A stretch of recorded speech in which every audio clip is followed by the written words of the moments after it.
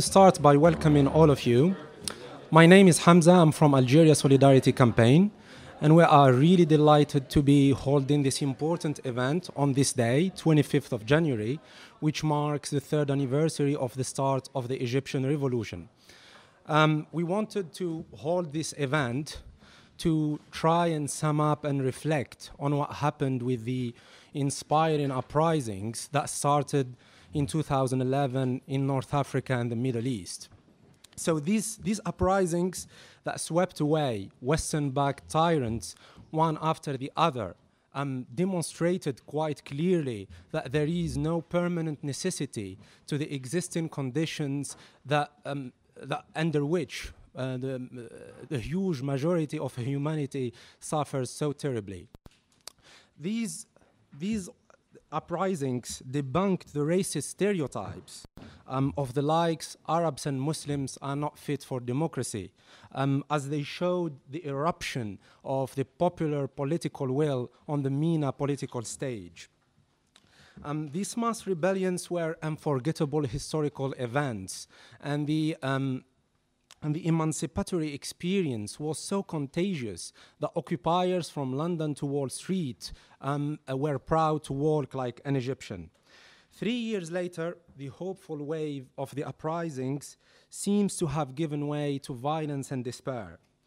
We have a NATO intervention and chaos in Libya, a military coup in Egypt, and a bloody civil war in Syria, as well as depolarization that distract the masses from the key socio-economic issues that led them to revolt in the first place.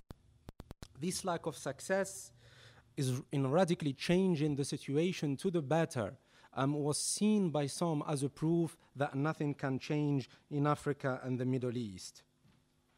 So what really happened in 2011 in countries like Egypt, Libya, Tunisia, and Syria? Was it a revolution, or was it a Western conspiracy to destabilize the region and maintain their hegemony? Are these uprisings being hijacked by internal and external counter-revolutionary forces that are crushing the aspirations of the people, or is it too early to say? These are all questions we want to explore today, and luckily we have two brilliant speakers who will help us just to do that. Unfortunately, Dr. Reem could not make it, could not be with us today, as she's going through a difficult time. She had a family loss yesterday, but she sent me her talk to read it out. I'm not gonna read the whole thing, so I'll try to select a few paragraphs. So before doing that, I'll introduce our speakers. Hisham Yazza is a founder and editor-in-chief in Ceasefire. He's a writer and activist based in the UK. He wrote an excellent article for Open Democracy on the parallels between Algeria 1992 and Egypt 2013. So we have copies, please help yourself to one. Gilles Barashkar is a professor of development studies and international relations at SOAS. We have his latest book, The People Want, a radical exploration of the Arab uprising at a discounted price of £15, so please buy a copy. All right, so I'll try to read some snippets from Reem's talk. One of the most obvious ways in which the domestic-only discourse was foisted upon the Egyptian case was to package the revolution into a quest for liberal democracy and to measure its success by the presence of elections. This shut out the culpability of any external actors in the order that prevailed in Egypt before the uprisings and obscured their role going forward. It also shut out socio-economic demands made which might challenge the interests of local and international capital. But if we look at the actual slogans of January, we find they stressed bread, freedom, and social justice. The original protest was declared against torture, freedom, and social justice, and corruption and unemployment, and slogans were raised against Mubarak as an American-Israeli stooge. Another part of this obscuring discourse was to treat 2011 as the year zero of Egyptian protest. Some even saw fit to call the whole phenomenon an Arab awakening, In fact, if we look at the groundswell of January 2011 across Egypt, we find that amidst the millions of previously unorganized citizens who had joined the marches, there were thousands from all generations who had been involved in contestations, and these were often on foreign affairs issues. These included various anti-normalization campaigns from the 1980s on, the 1987 and 2000 national committees in support of the Palestinian uprising, as well as Kifaya and the National Association for Change, which stood against Mubarak and the growing labor movement and rights activists and lawyers associations. What these mobilizations were contesting was a formula that had been in place since the 1970s, introduced by then President Anwar Sadat and entrenched by Hosni Mubarak. Before them both, Gamal Abdel Nasser had ruled through welfare state and an attempt at autonomous development, anti-colonial foreign policy, and a formula of political legitimacy based on economic inclusion and relatively free of religious rhetoric. Sadat broke this social contract with twin economic and foreign policy shifts, firstly towards economic liberalizations, and secondly towards US alliance and peace with Israel. This snippet will be about President Morsi. Once in power, the new president swiftly earned the title Mohammed Morsi Mubarak, as he proceeded to follow similar neoliberal economic policies, known as the Renaissance Project, and to preserve Mubarak's foreign policies, he also began using religious justifications in his public discourse, betraying a skewed vision of citizenship.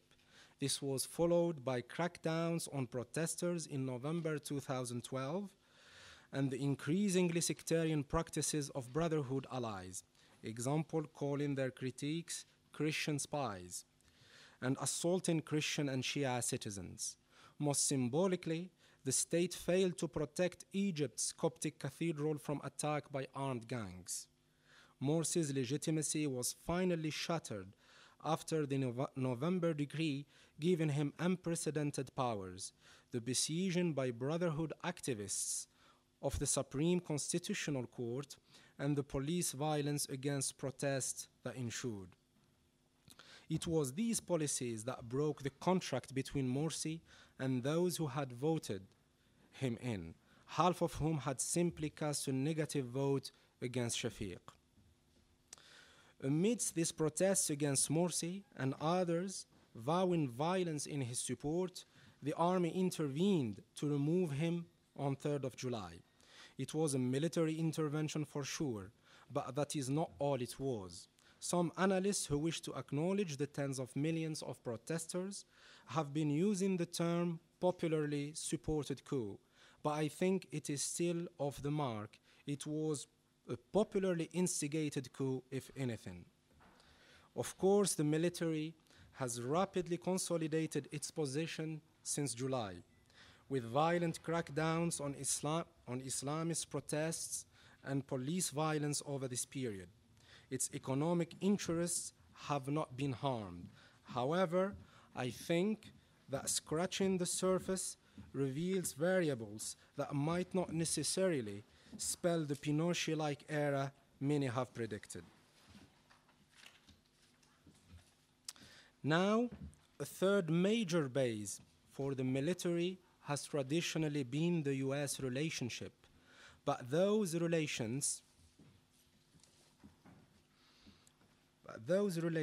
may be changing, or at the very least are in crisis, and this is tied to the changing foreign relations of Egypt with the Arab states, most notably the Gulf state. So in brief, as soon as Morsi was ousted, the US and EU made their disapproval clear and even sent in envoys to meet with Morsi.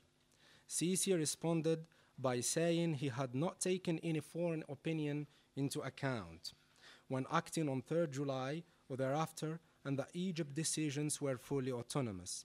Then Saudi Arabia and the Emirates who have been threatened by the Muslim Brothers, moved to pledge a massive $12 billion, eclipsing the donations of Qatar that used to flow to Egypt and the Morsi. The US then cut military aid to Egypt in October, though predictably, Egypt had not stopped cooperation relating to Israeli security. So the last paragraph will be about revolution's future. Now, the final part I want to think about is the fate of the revolution. Of course, the media is now full of doom and gloom. The revolution that wasn't. I think this is short-sighted and arrogant, or else pure disillusion. I believe the revolution is alive and well because above all, it was a process of uncoverings, of exposures, and of resistance to entrenched structures, and this continues today, whether observers deem these to be the right structures or not.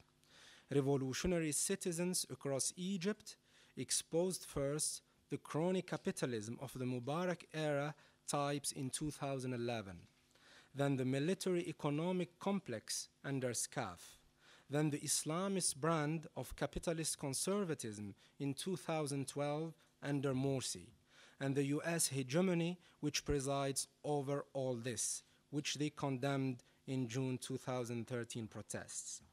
I think I'll stop here. So hopefully this talk will be published maybe in Ceasefire magazine, so for all to access. And now we'll hear from Hisham.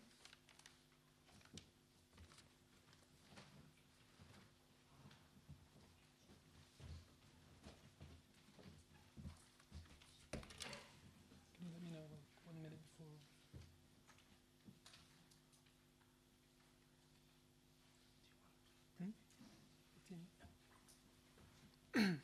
Got timer here, sir. Okay, can everyone hear me? Is it good? Yeah. If my voice, I'm not the loudest person in the world, so if my voice dips, just wave frantically, and I'll try and raise it. I'm really grateful to be here today. I'd like to start by thanking the Algerian Solidarity Campaign, Hamza and the team, for inviting me and for arranging and organizing this really necessary event.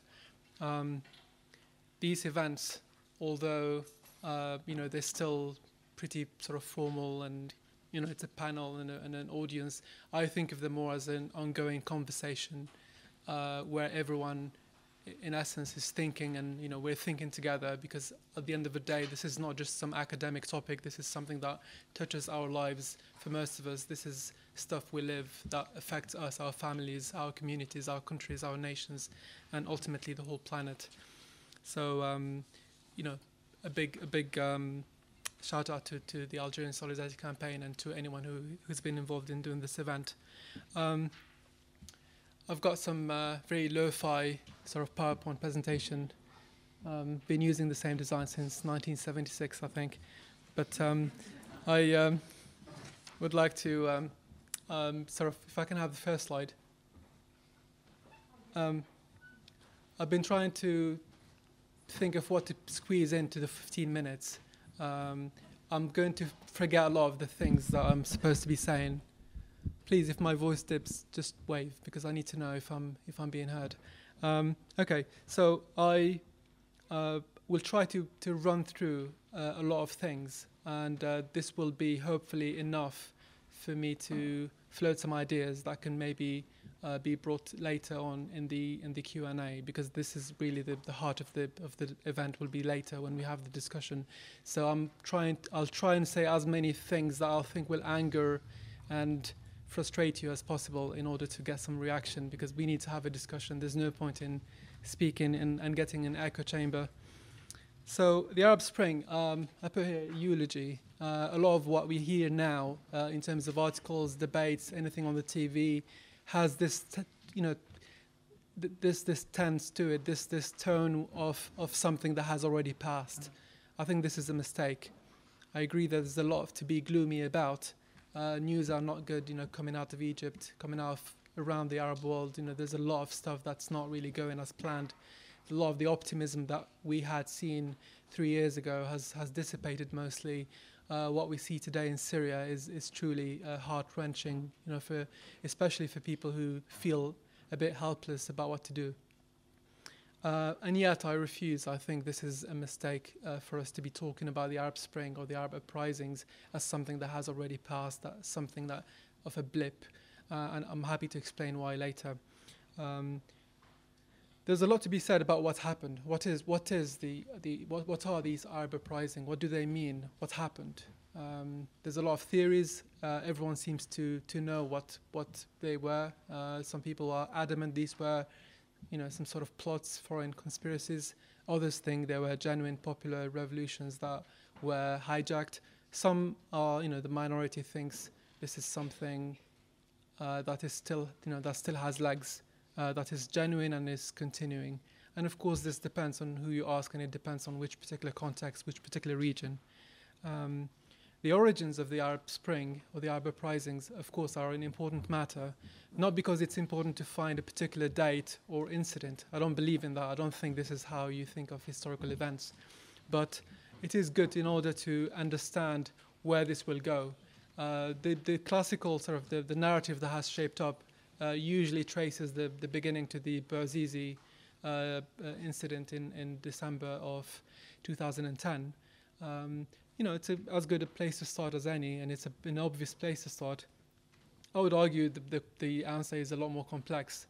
For instance, I and others think that the Western Sahara protest camp in Gdeim Izik in November 2010, so a full 4-6 weeks before the Bouazizi incident, there was a massive protest camp outside of Laayoune, the occupied Laayoune in Western Sahara. That could be seen as one of the immediate sort of sparks of the Arab Spring. But of course, this game can be played, ad infinitum. We can go back into history. We can go back to the 1988 protests in Algeria in October '88, which led to the democratic opening in Algeria. I'll come back to this hopefully when I speak about the Algerian, Egypt, Tunisia parallels. But I think the true genuine answer to this, to what the Arab uprisings were, in my view, is that they were simply a continuation of the earlier Arab uprisings, which were the decolonization movement of the 40s, 50s, 60s. I think the Arab uprisings were simply an attempt by the Arab populations to continue the work that was left unfinished. And I think this is, in my view, the best way to see what they are and to understand why I think we should still be optimistic. So maybe I should have started by saying I'm an optimist, and I think there is a lot to be hopeful for, and there's a lot of good signs to be looking forward to. There were, of course, a lot of honorable defeats, avoidable mistakes, and seismic shifts. Honorable defeats, I'm thinking in particular of Bahrain, which had one of the earliest and, in my view, the most sort of telling examples of what went wrong in the Arab Spring and why these uprisings did not reach their conclusion as swiftly and as positively as many had hoped. Bahrain was as clear an example as you could get of the macro geostrategic interests sort of stepping in really blatantly and saying enough, and without even the pretense to pretend that they're trying to act in the popular will. Again, I'm happy to go back in the Q&A and expand on what I mean by this. There were a lot of avoidable mistakes. They're too numerous to mention, but we could think about the mistakes that the revolutionaries did in Egypt in terms of how they interacted with each other, how there was a lot of back dealings, how there was not sufficient wisdom, revolutionary wisdom in trying to deal with the system, because a lot of the mistakes were avoidable. You could see what the regime was going to do. You could see what the system, what the status quo will try to do once Mubarak fell, and yet people still continued with the process, with the sequence of actions that were ultimately doomed, as history has proven. And there were seismic shifts, and I'm thinking mostly in a positive sense. Anyone who tells you that the Arab Spring, the Arab uprisings, are meaningless, they did not do anything, they brought us back, or they brought us back to square one, in my view, are mistaken.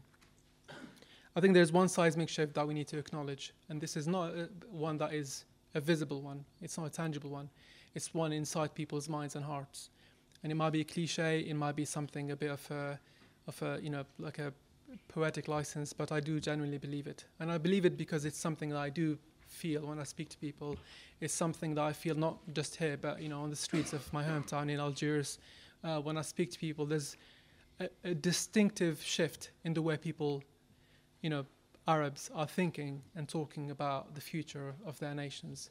There is a very different sense of possibility and a sense of entitlement to live a better life that wasn't there before. And I can, again, expand on this later.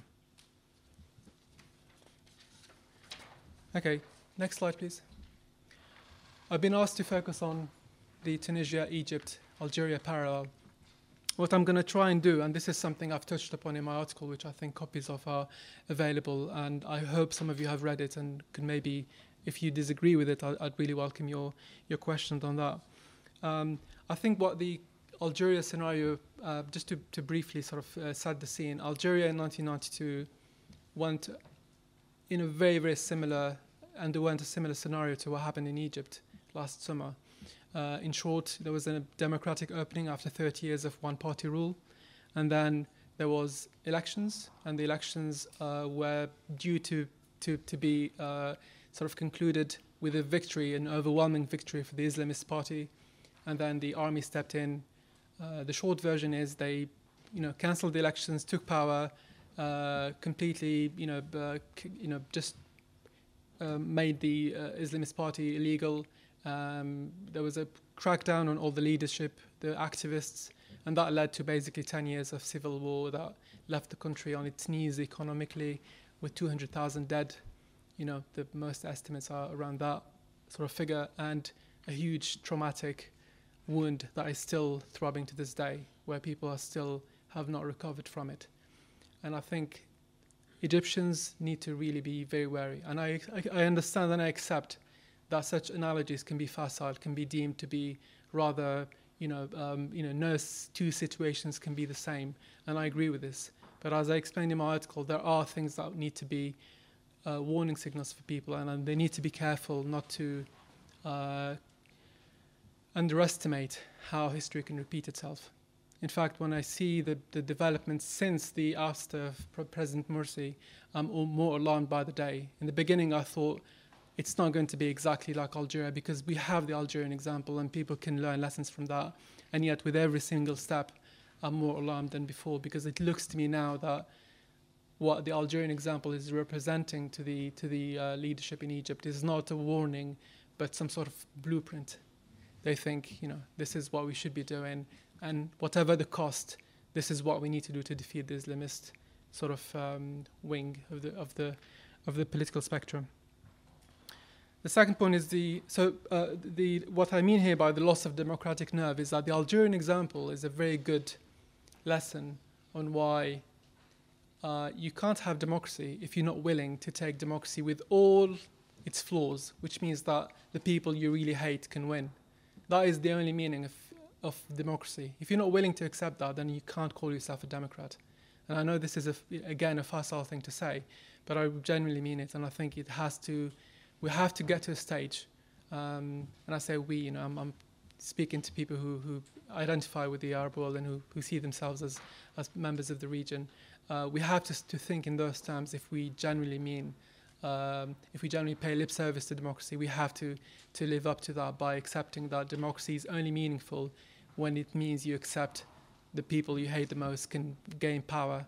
And that also works in terms of, free speech. The free speech is only meaningful if you accept it for the most, vile opinions and so on. So I think there was a loss of democratic nerve in Algeria in 92. The Democrats, the Democratic Pole, did not live up to the standards they said they espoused, and I think this has cost the country and 2 generations of Algerians really dearly. And I think we might be seeing the same thing happening in Egypt, and to a lesser extent in Tunisia.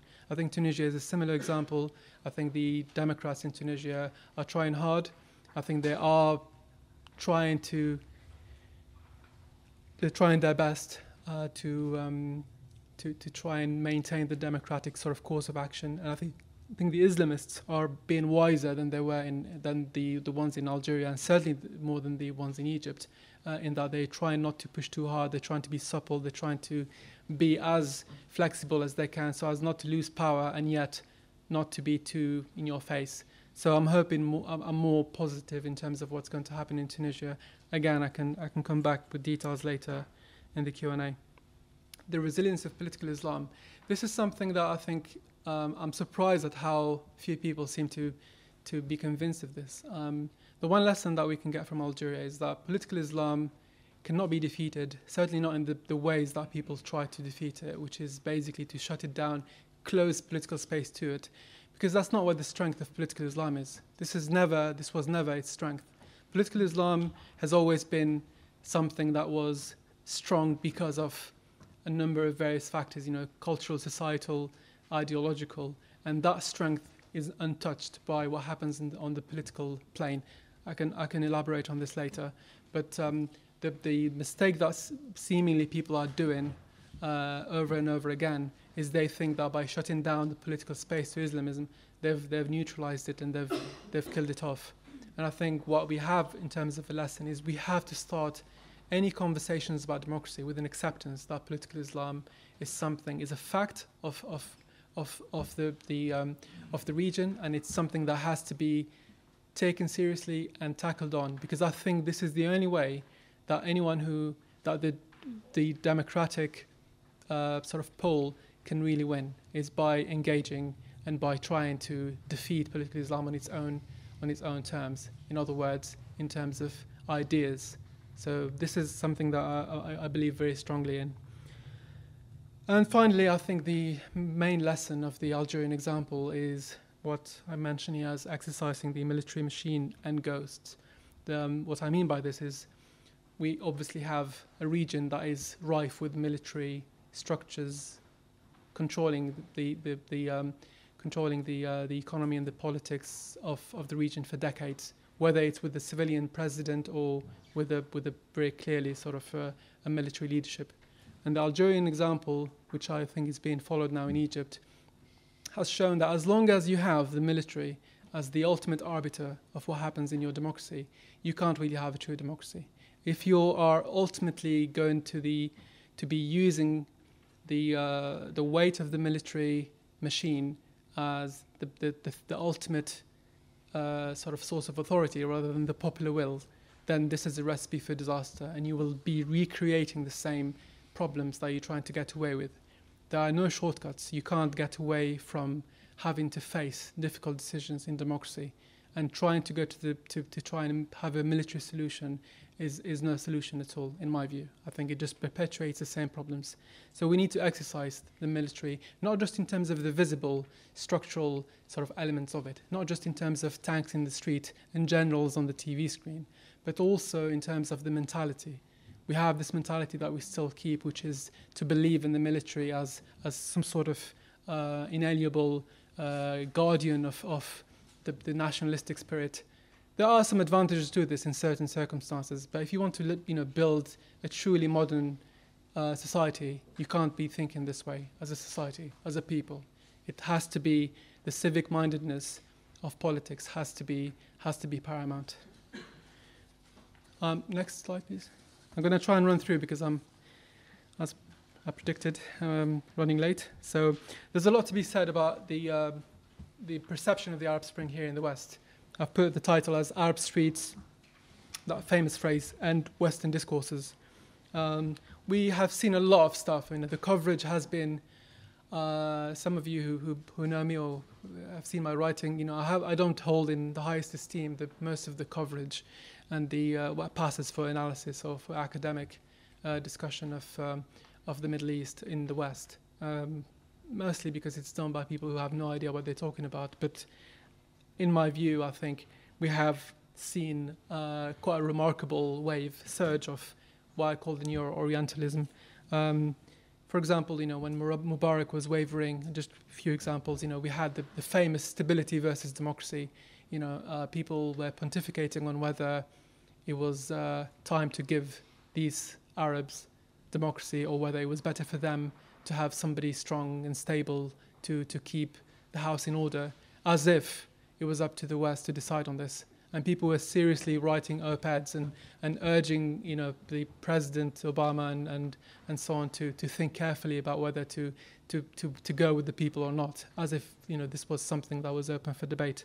We've also seen it in more sort of nasty sort of manifestations, such as discussions, open discussions, and op-eds in the New York Times of things like whether the Arabs have the democratic gene. This is a phrase from David Brooks, very famous columnist in the New York Times, who was wondering and who in fact was saying that he didn't believe Egypt was ready for democracy because the Egyptians didn't have the gene for democracy. These things, they're just very acceptable dialogue. They're just very acceptable things to say because of the mindset that is dominating Western discourse, which sees Arabs as basically children. They're still not qualified to decide their own fate, and this relates to perceptions of what the Arab Spring and Arab uprisings are. I'll touch upon this later. So I think part of it is, as I write here, there's a need to reclaim agency. I think the Arab uprisings, one of the key seismic shifts is that they asserted Arab agency, and I think it has surprised a lot. And I think a lot of people were very uncomfortable about admitting this, and were in a way quite happy and gleeful when they saw, in their view, that their suspicions about the Arab uprisings were proved to be correct, that indeed Arabs were not able to pull this off. And I think many of them were quite happy to see this.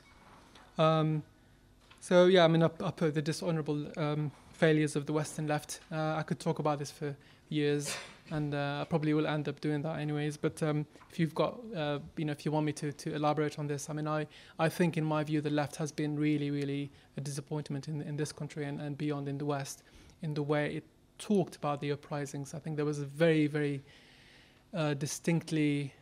It's very similar to what happened, in the colonization sort of wave. Frantz Fanon and others have spoken about this and have diagnosed what was at play. But basically, suffice to say, the left did not really cover itself in glory in the way it covered the uprisings, because in many ways it sort of echoed what the right was saying about the inability of Arabs to do things for themselves, and the need that Arabs and brown people in general had for white saviors to come and do things for them and fix things for them, and that they couldn't do it otherwise. Next slide. This will be my last slide, and hopefully I'll try and run through this. So, was it worth it? 3 years, so many deaths, injuries, so much sadness, so much suffering. I think, well, too early to tell, obviously, because we have, history doesn't move doesn't move in days or weeks or even years, but moves in centuries and decades. There are 3 myths, I believe, that are currently sort of dominating the discourse. One of them is that the Arab uprisings have brought the region back to square one, or even worse. To pick up a phrase that I think was raised in the description of the event, some people feel that it might have been better not to even engage in this at all. I believe this is wrong. I can, if you believe that, then I'm happy to engage and explain why I don't believe that. I think the Arab uprisings are a definitely positive move and step forward for the region. And I would argue even more that it was a necessary and essential move that was inevitable, regardless of what one thinks of it. The second one is that, people are saying now that it's a victory of reaction or counter-revolution or imperialism, take as applicable. I think, you could say in a micro way that is true in certain places. I'm thinking, for example, in terms of Bahrain or Libya or Syria to an extent and so on. But I think overall, I think the popular will is still where, it's something that we need to believe in. And I think, like I said, I remain an optimist. And now, of course, there's a counter-revolution in many parts. People think of Egypt, for example. I think there is some truth to that, but ultimately I think this is an ongoing process, and we need to not be fatalistic about it and not think of it in terms of dynamics that can't be shifted or that can't, that have to be just taken for granted. There are no shortcuts to revolutionary change. Revolutions are difficult, horrible things. that will involve a lot of suffering. With hindsight, a lot of revolutions seem clean and nice and tidy and successful. None of them are. Name me a revolution, I will name you a counter-revolution. Name me a revolution, I'll name you a betrayal. I'll find you, a disappointment. And that goes for all of them, And ultimately, this is 3 years on. 3 years on after the French Revolution, the streets of Paris were yet to see the worst of the terror.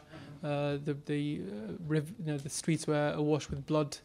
A century after the American Revolution, the country was being torn apart in two in a brutal civil war. And 200 years after the American Revolution, people were still unable to drink from a particular tap because of the color of their skin. So I think we need to be a bit more realistic and not forget that history moves in very, very, unfortunately, sometimes really slow sort of movement.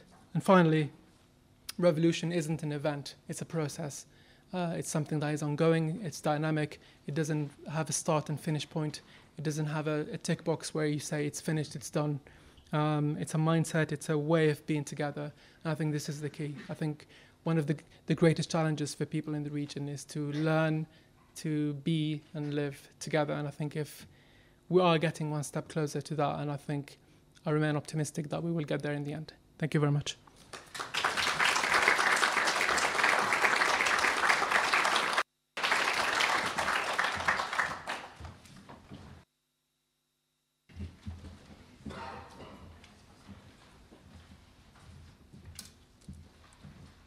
Before you talk, can I ask you to move a little bit to the left so latecomers can...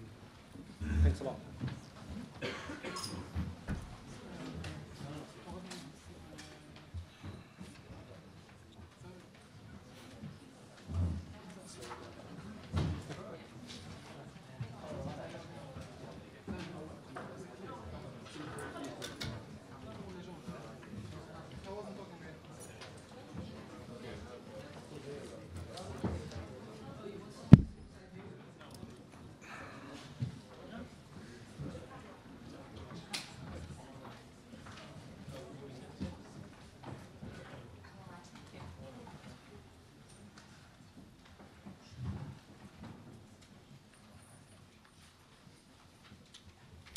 Okay. Well, first of all, my thanks to the Algeria Solidarity Campaign and to Hamza for this invitation and this opportunity to be here with you all. Hamza, before the meeting, sent me a very long list of questions asking me if I could tackle all these problems, and probably I would have needed a couple of hours to address in any significant manner what he wanted me to discuss. So I'm not going to do that, but I agreed with him that we may complement that with some kind of conversation or discussion. And what I'll be saying here is just a kind of introduction. And anyway, indeed, the general discussion will be the main part of this meeting. Secondly, I want to stress one point which I make clear in the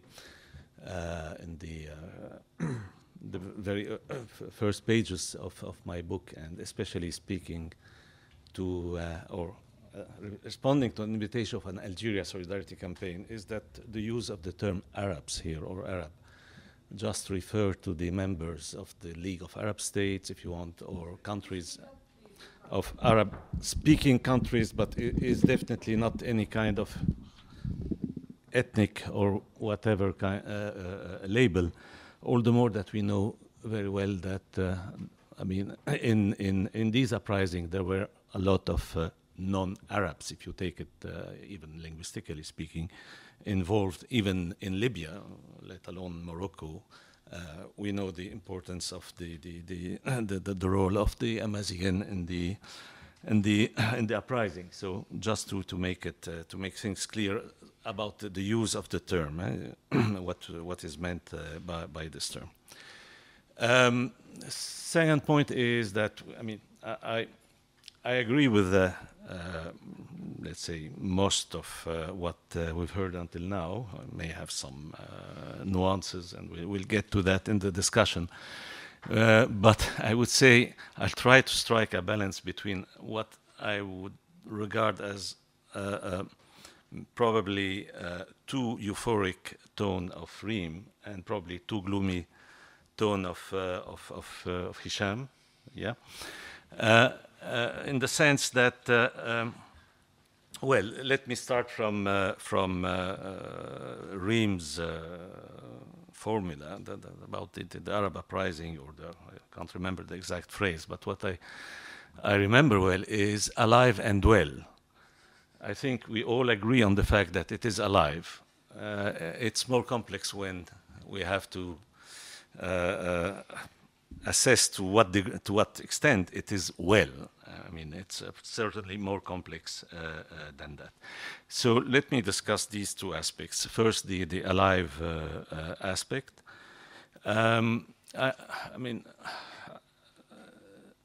the fact that it is alive is not only shown in the continuous state of turmoil, this continuous destabilization of the region, and the fact that you still have movements in many places, and sometimes new flare-ups, like recently in Sudan.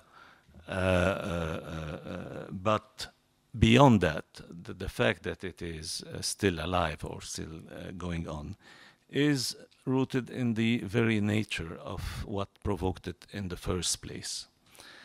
And this is not primarily a matter of politics, which therefore can be settled either by free elections, as was the widespread belief of those who use the term or the phrase Arab Spring, just believing that this will be a matter of few weeks and you you force free elections and that's it.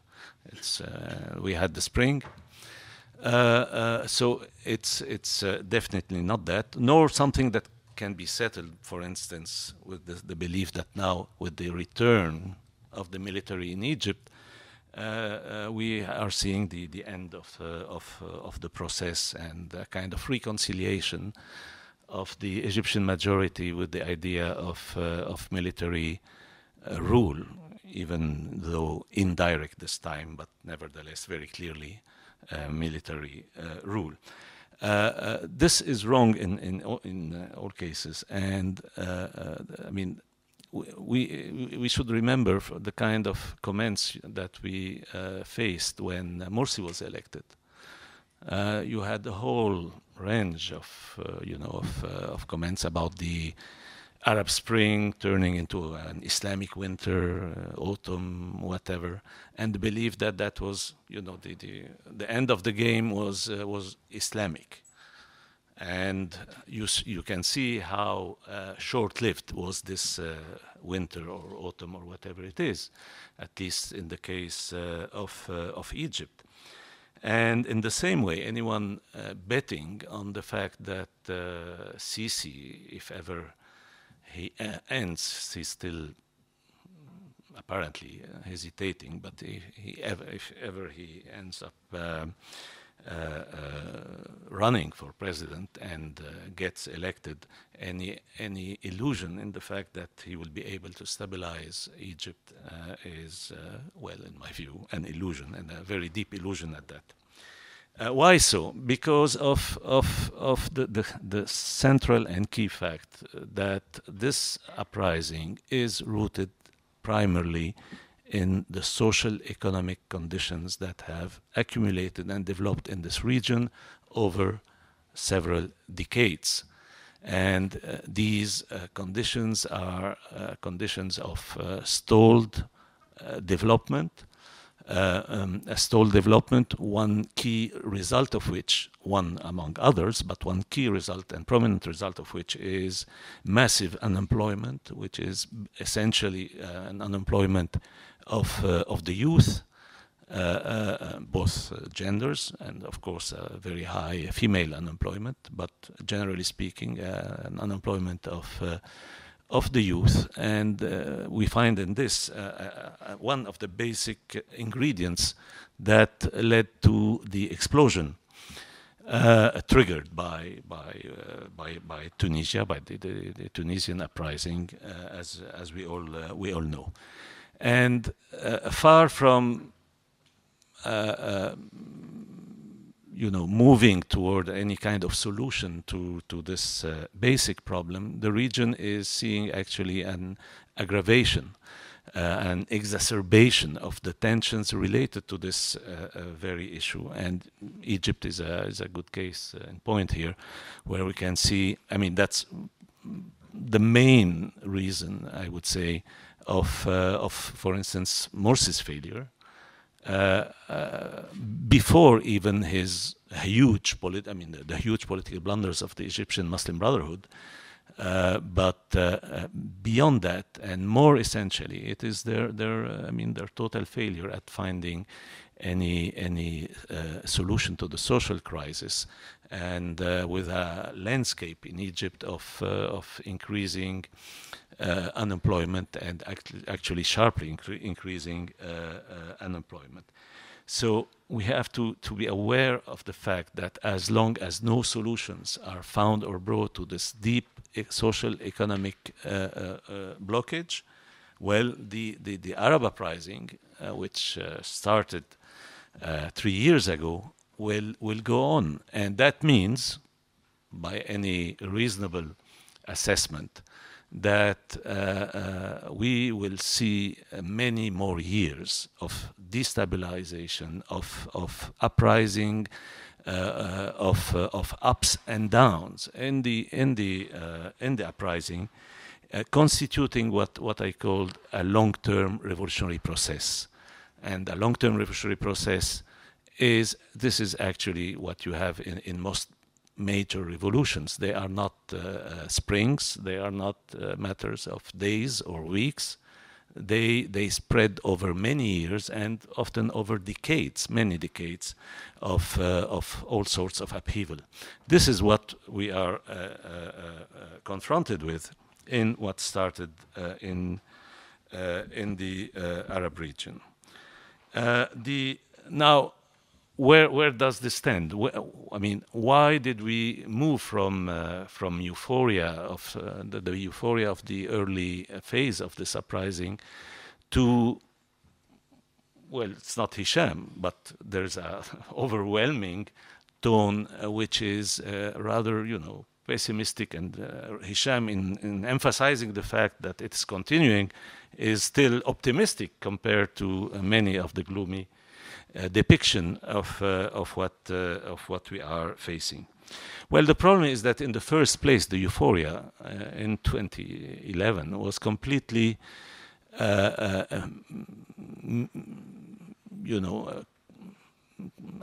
deeply mistaken, in the sense that it not only it didn't take into consideration the deep roots of the explosion, but it didn't take into consideration also the huge complexity of the political landscape in the Arab region.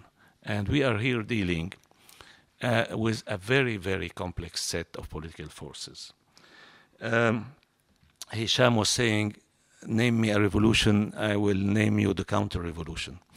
Well, the problem in the region is we can name a revolution, but we can name several counter-revolutions, and that's what makes it very complex. That is, you have the ancien regime, which is the normal, natural counter-revolution facing any revolution. This ancien regime has been shattered in Libya, has been decapitated in Egypt or Tunisia, but the core of it is still there, is shaken in several countries. But this is only one part of the counter-revolutionary forces. And of course, you have the regional counter-revolution represented by the oil monarchies, especially in the region. You have the international counter-revolution. And there you must include not only usual role of Western domination in the region, and especially the United States of America, but also in the case of Syria, for instance, Russia is very clearly on the side of the Ancien regime, and Iran, for that matter, even more so. So you have all this, but you have even beyond that something, making the whole picture even more complex, which is the fact that within the opposition to the existing regimes, over the last decades, for reasons I'm not going to get in, but these are some of the issues I address in this book, we have seen the development of a certain type of current within the opposition, which I would call Islamic fundamentalism, with the various shades of it. And by all means, politically speaking, from the point of view of the social program, or the cultural program, or the political program, these are not progressive forces. These are not forces looking forward for let's say, solutions going in the overall direction of historical modernization, but forces looking, backward, forces with some kind of utopian desire to turn back, the wheel of history, and go back to some ancient age, believing that, to borrow the slogan of the Muslim Brotherhood in Egypt, Islam is the solution. And as I explained, it's neither the solution nor the problem, by the way, as Orientalists or others would like us to believe. What we are facing has nothing to do with religion. All these social, economic, and political problems can't be solved or addressed by religion. But the fact is that we have, therefore, political forces which joined the uprisings, and they, in all cases, they joined them after they were initiated by other forces, much more in tune with the kind of progressive perspectives that such an uprising objectively opens. They joined and became, therefore, a key factor in turning the struggle, not into a binary one in which two camps are facing each other, but into a triangular one. A triangular one, and you can see this triangulation of the struggle very clearly in Egypt, in Syria, well, in practically all instances and cases, especially when they go beyond the initial phase of the uprising. And this is where we find a key reason for the great complexity and the difficulty of all that. And this is compounded by the fact that precisely during those decades during which these kind of movements were able to develop, you had a scarcity of any form of organization among what I would call progressive forces, whether, politically liberal or left or whatever, but forces looking for looking forward to modernizing this part of the world and thoroughly democratizing it. And this is one key reason also for all the difficulties which we are facing. It is the problem of the leadership, of the progressive leadership. We are facing a revolutionary process in which, there is hardly any real form of organization representing these young people and these progressive forces that initiated the movement almost everywhere. And the problem is not only in organization, because in the case of at least one country, which is Tunisia, there is one alternative organization, which is actually the most powerful organization in the country, which is the UGTT, the labor movement. But the problem is also, not only one organization, but also one of politics, one of strategy. And this is what is also lacking very much in the region. And instead of that, if we take the case of Egypt, but this also applies to a certain degree to Tunisia, we will find progressive forces oscillating between alliance with one end of the triangle one day and with the other end of the triangle the other day, shifting from alliance with Muslim Brotherhood against the military and to alliance with the military against the Muslim Brotherhood, as we have seen, and this is leading nowhere in that way. So what will be the main condition for any progressive outcome, and this is not to be taken for granted at all, historically speaking, but I mean, it's a matter of hope, I would say, more than anything else. But the key condition for any progressive outcome of this long process that we are facing is the emergence of organized forces with a clear strategy to building what we could call a third way, which is neither the Ancien regime nor Islamic fundamentalism, but a real expression of the revolutionary aspirations that came out in 2011. So I will stop it here and we'll continue with the discussion. Thank you. Thanks for your talks, Hisham and Gilbert. We'll have now some time for a discussion. So I'll try to pick on some point you raised, Hisham, about the democracy and the electoral side of it. So basically, that in Egypt and Tunisia and Libya, those revolutionary forces have learned to want and to express themselves in a radical way. And they learned the power of the street. But they lack organizational skills. They lack the skills to run into elections. Some people said that those elections that have been held early were a way to hold the revolutionary spirit of those forces. So in the 30th of June, for example, we've seen a lot of protests, huge, massive protests. Clearly, those people were not happy with the Morsi rule. So what do you think about that? I think there's a lot of points that are at play in your question. Can you hear me? I think there's a lot of points which are not necessarily the same. They're quite distinct, although they're related. Number one, I mean, yes, you do need. I mean, Gilbert said it really quite wonderfully, in explaining how there was a lack, both in terms of strategy and in terms of organisation across the board. But I think, I mean, ultimately, elections, it's not rocket science. I mean, it is hard to do, and you do need organisational skills and so on. But I think the reason for the failure hasn't been necessarily at this level. I think a lot of it is to do with the very simple, if you like, philosophical point of what to do when the other side wins.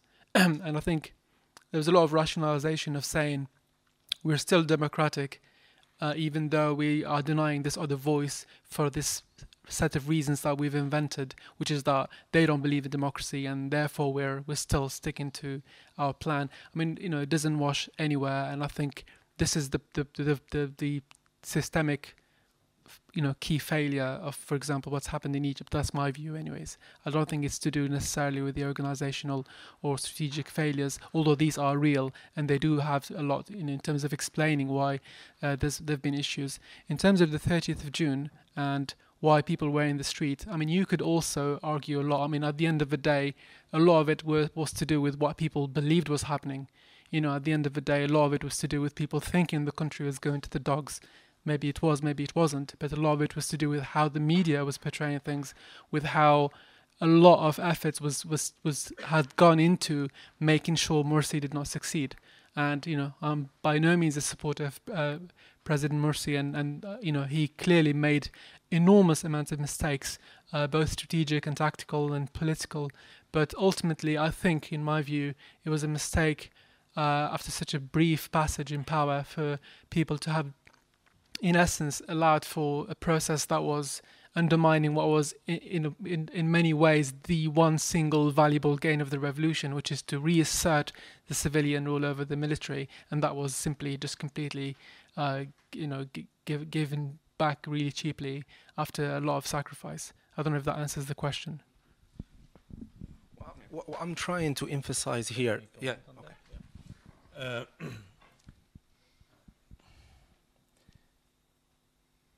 agree with you that the illusions about the military and all that are fateful, and this is something that should be fought. But I don't think that democracy means accepting the continued rule of someone who has been elected with a mandate for 4 years, but who has been betraying the aspirations of those who elected him in the first place. So we shouldn't, get into this conception, which is practically most Western comments were saying, this is a democratically elected government.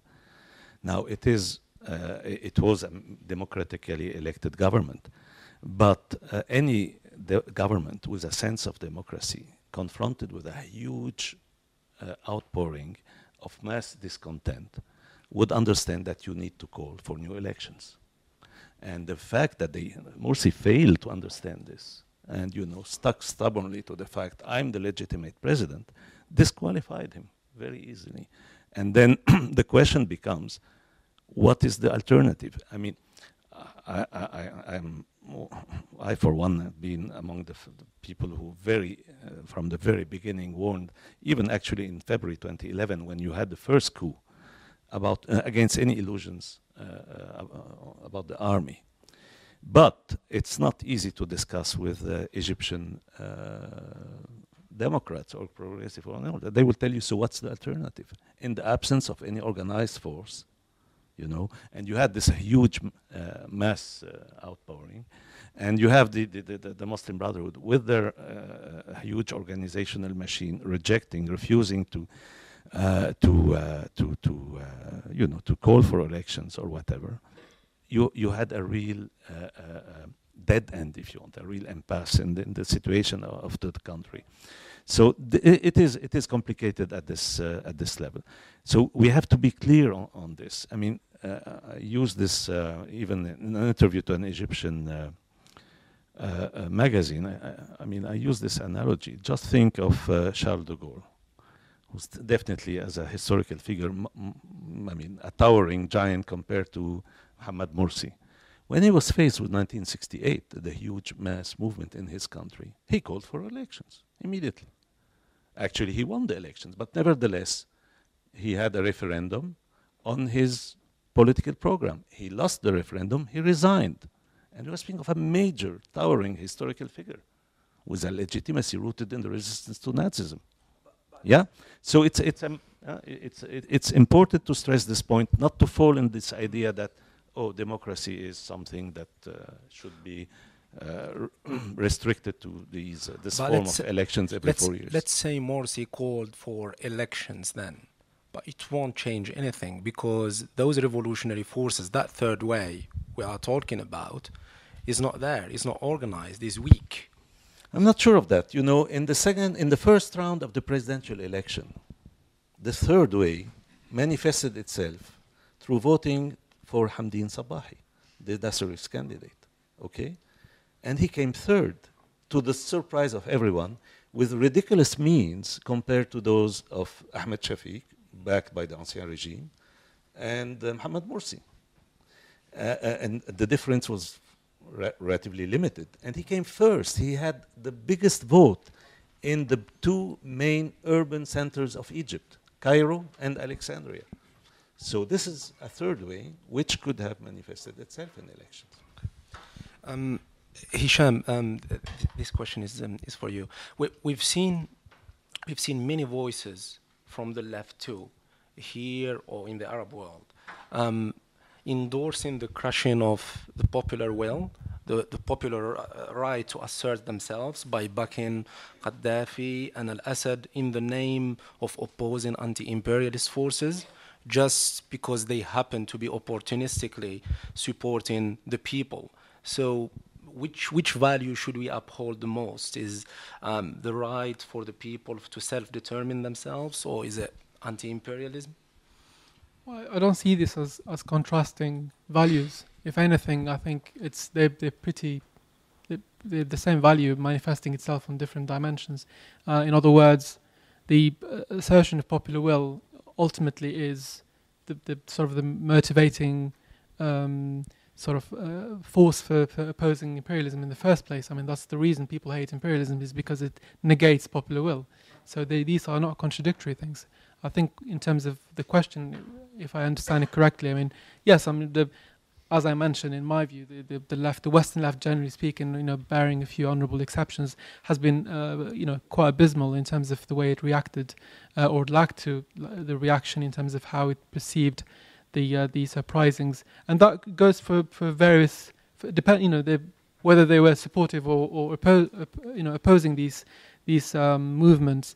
In particular, in terms of what you mean about the popular will, for example, I'm guessing you talk about Syria and Libya.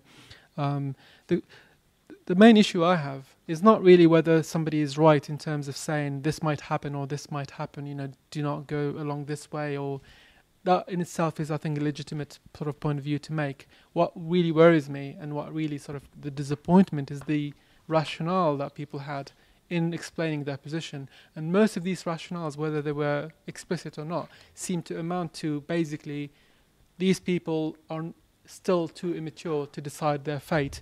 They might mean well, these little people in their countries, but they do not know and do not understand the game the way we do. Here in Europe, we know what imperialism is. We know what NATO and so on are trying to do in Libya, and therefore we can advise better those people on the ground who might want to do something for the right reasons, but they do not understand the situation. This paternalism that the Western left has, which is not new. I mean, it's been there for decades, and it's a very hard thing to get rid of. But that is the issue that I have, because ultimately it is legitimate to say, look, a call for intervention in this case, or a call for Western support in this case, is ill-advised. It's counterproductive. There's nothing. I myself, would support. Have been on that sort of side of the argument. So this is not the issue for me. The issue has been, in a way, the Orientalist sort of mode of thinking towards these uprisings, which has informed the way the Western left has reacted to them. There's very little belief in the ability of people on the ground to change their fates. Very little belief in their ability to think through things. And if I can link this very briefly to the last thing you said before your question, in answer to the last question, which is there was no third way, and how can we have the elections, and what would be the point? I think that in itself, in a way, if I may say so, highlights one of the issues that people had. Look, when you have elections, I mean, yes, it is good for you to think, okay, the revolutionaries did the revolution in Egypt, they did the heavy lifting, they made all the sacrifices, and then ultimately they found Morsi versus Shafiq, and people felt, what was the point, and, this is a bit of a waste. I mean, yes, if the aim of the revolution was simply to win immediately within, 6 months and to get, your views, but that's not how democracy works. And democracy, I mean, it is not just electoral choices and having a ballot box, of course not. But ultimately, just because your particular sort of way of thinking and your particular political current is not ready to govern and is not ready to compete fairly with the others, is not, in my view, an excuse to try and sort of play the deck, and try and sort of shift the parameters until you're ready. That's not how it works.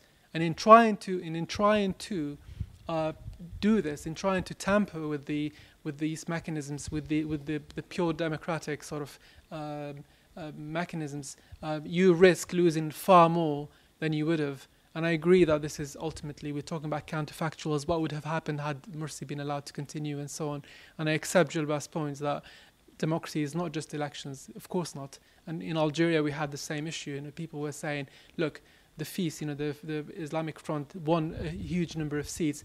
That doesn't mean that necessarily we just have to continue with this process, because ultimately, at the time they were saying, the sanctity of the republic, the future of democracy were more important than what was dismissed at the time. I remember very well when I first heard it, I was quite surprised. I was shocked rather. The phrase was numerical democracy. That was the way to dismiss it. So they're saying, look, at the end of the day, numerical, which is basically, look, when a lot of people vote for this candidate that we don't like, we'll just call it numerical democracy. And the same arguments came back when Morsi was defeated. And you have to notice how people don't really believe it. Because on the one hand, they'll say it doesn't matter that Morsi got more votes because what are votes, what are elections? This isn't really the most important thing, and so on. But on the other, they'll tell you, 30 million people were in the street, and this means, this is really. So they'll have it, they want their cake and eat it. They want to have, the numbers on their side and appeal to them when it serves them. But when it comes to the results of the elections, they want to dismiss this as just something that doesn't really mean that much. A comment on that. I don't think that in the Egyptian case there was any dismissal of what has been called in Algeria, and I agree with you, it's an awful formula, numerical democracy. On the contrary, they were keen on explaining that you had a huge majority of the people in the streets on 30th of June, that it was the largest demonstration not only in Egyptian history, but it was said even in human history, okay? And that was a kind of revoking of Morsi's mandate. And actually, one would have wished the Algerian military had, let the process go on. They had anyhow the real power, as the Egyptian military have kept the real power. And anyone reading that book, which was written before the overthrow of Morsi and before even November, when he gave himself all these powers, you have a stress on the fact that the real power is still in the hands of the military. One would have wished that they would have let the Algerian people make the experience of a management of the economy by the fees, in a situation where they don't have the real power, and then facing a mass movement against them, as they already started, as better than I know, they started losing ground in the municipalities that they had won before. So this is a key point. We have to understand that Morsi's failure in power did more to weaken and defeat politically the Muslim Brotherhood than decades of propaganda or whatever ideological fight against them.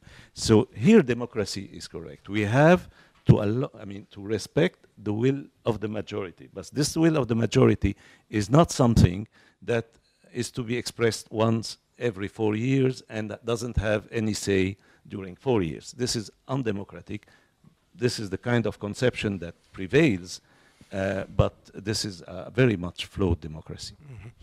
You described in your book 4 categories of coups, and you said that the uprisings in 2011 were conservative coups in a way. And you also made a differentiation between social and political revolutions. So could you elaborate more on that? No, in a revolutionary process, you have various phases and various layers, if you want, of what is to be changed. Now, the deeper layer, which is the social economic structure, which is behind this blockage that I alluded to in my introduction, has not been changed anywhere. Now, the political institution, the state apparatus, and especially the armed forces, have been, as I said, shattered in one country alone until now, which is Libya. It's not to say that there was something ready to replace them. There wasn't, because you had the same problem of organization, strategy, etc. in Libya as anywhere else. And the result is this chaotic situation that Libya has, which nevertheless I regard as better than the Gaddafi's time, and that at least you have mass movements, you have strikes in cities like Tripoli and Benghazi against the militias and all that. You have a women's movement, you have a free press. All this is completely new and are real gains in that country. But beyond that, Tunisia, Egypt are countries where the core of the state apparatus is still there. Only the tip of the iceberg has been removed. So you have, therefore, revolutions which can be just at the political level, like the overthrow the despot or the autocrat or whatever, Mubarak, Ben Ali. You have revolutions that can go beyond that into smashing the state apparatus, and then the problem is with what you replace it. And you have revolutions which change the social economic nature, I would say, even of power, the social political nature of what is running the economy and the power. And we are still far from that, but without or short of this kind of deep change, this destabilization in which we are won't stop. Can you give examples from history? Can you give some examples of those revolutions in history that achieved? All major revolutions, the English, the French, the Russian, or whatever, are revolutions where you had a radical change in the social economic structure. It can be a change of various natures, but this is what is common between these social revolutions. These are, complete cycles of revolution. And like if you take France, it started with, constitutional monarchy after 1789. It started radicalizing 3 years later, and it went very radical 3 years later. And then you have, ups and downs. So the process is, and that's why the term process, I think, is much more accurate, is something that can be protracted, can go on for many years, and as I said, with many even contradictory phases. Restoration, new revolution, etc., as we have seen in the French case. Okay. Okay. All right. We'll open now the floor for Q&A. Please wait for the mic. You can get the second mic.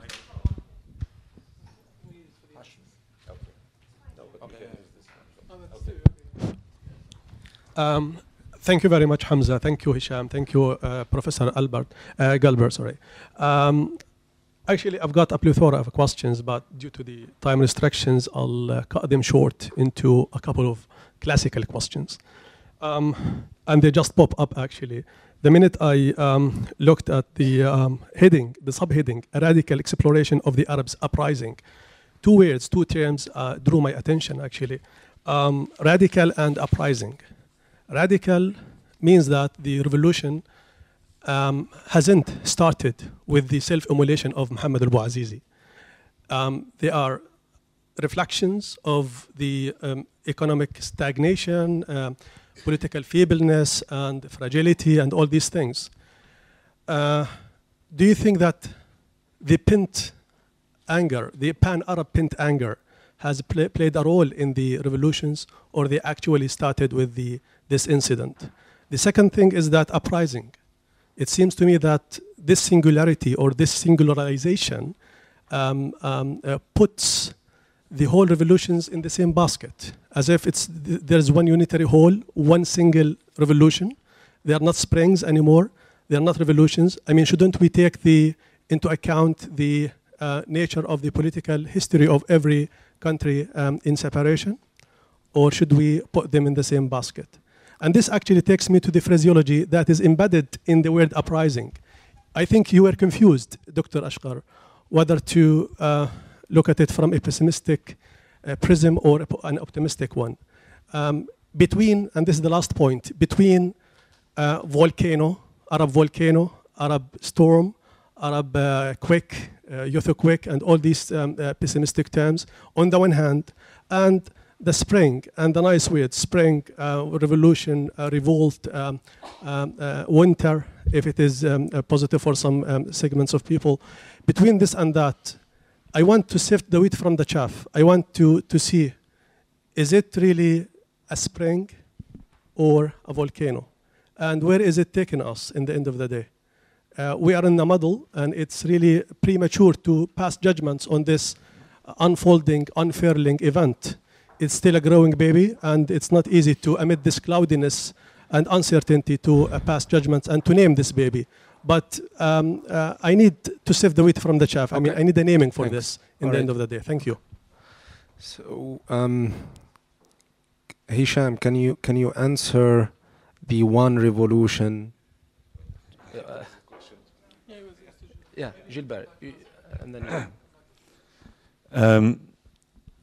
Well, first of all, the roots of the uprising. I mean, the term radical is referring to that indeed. Well, it is what I again alluded to. I don't have time to get into any kind of detailed discussion of this, which is very much detailed in the book anyway. But the fact is that what started in 2011 has been preceded by very clear premises. Now, I'm not going back because then, of course, then all history is uninterrupted. And yeah, as Hisham said, well, we could carry on, and you know, we can go further and further, and then you get to 1988 in Algeria, and then you get to the first Palestinian Intifada, which is even a more striking event in the terms of regional political impact than the Algerian October. So you have these events, but I don't think that the present uprising is directly rooted in these events.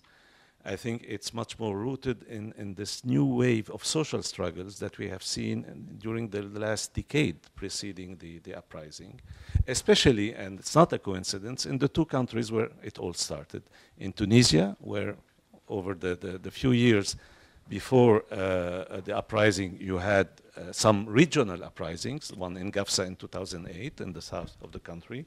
And then in Egypt, which has seen in the 2000s the most important wave of worker strikes in its history, the largest and the most persistent, starting from 2004, 2005, peaking in 2007, but keeping on very much until the uprising, and then flaring up again with the uprising, because the wave of worker strikes was instrumental in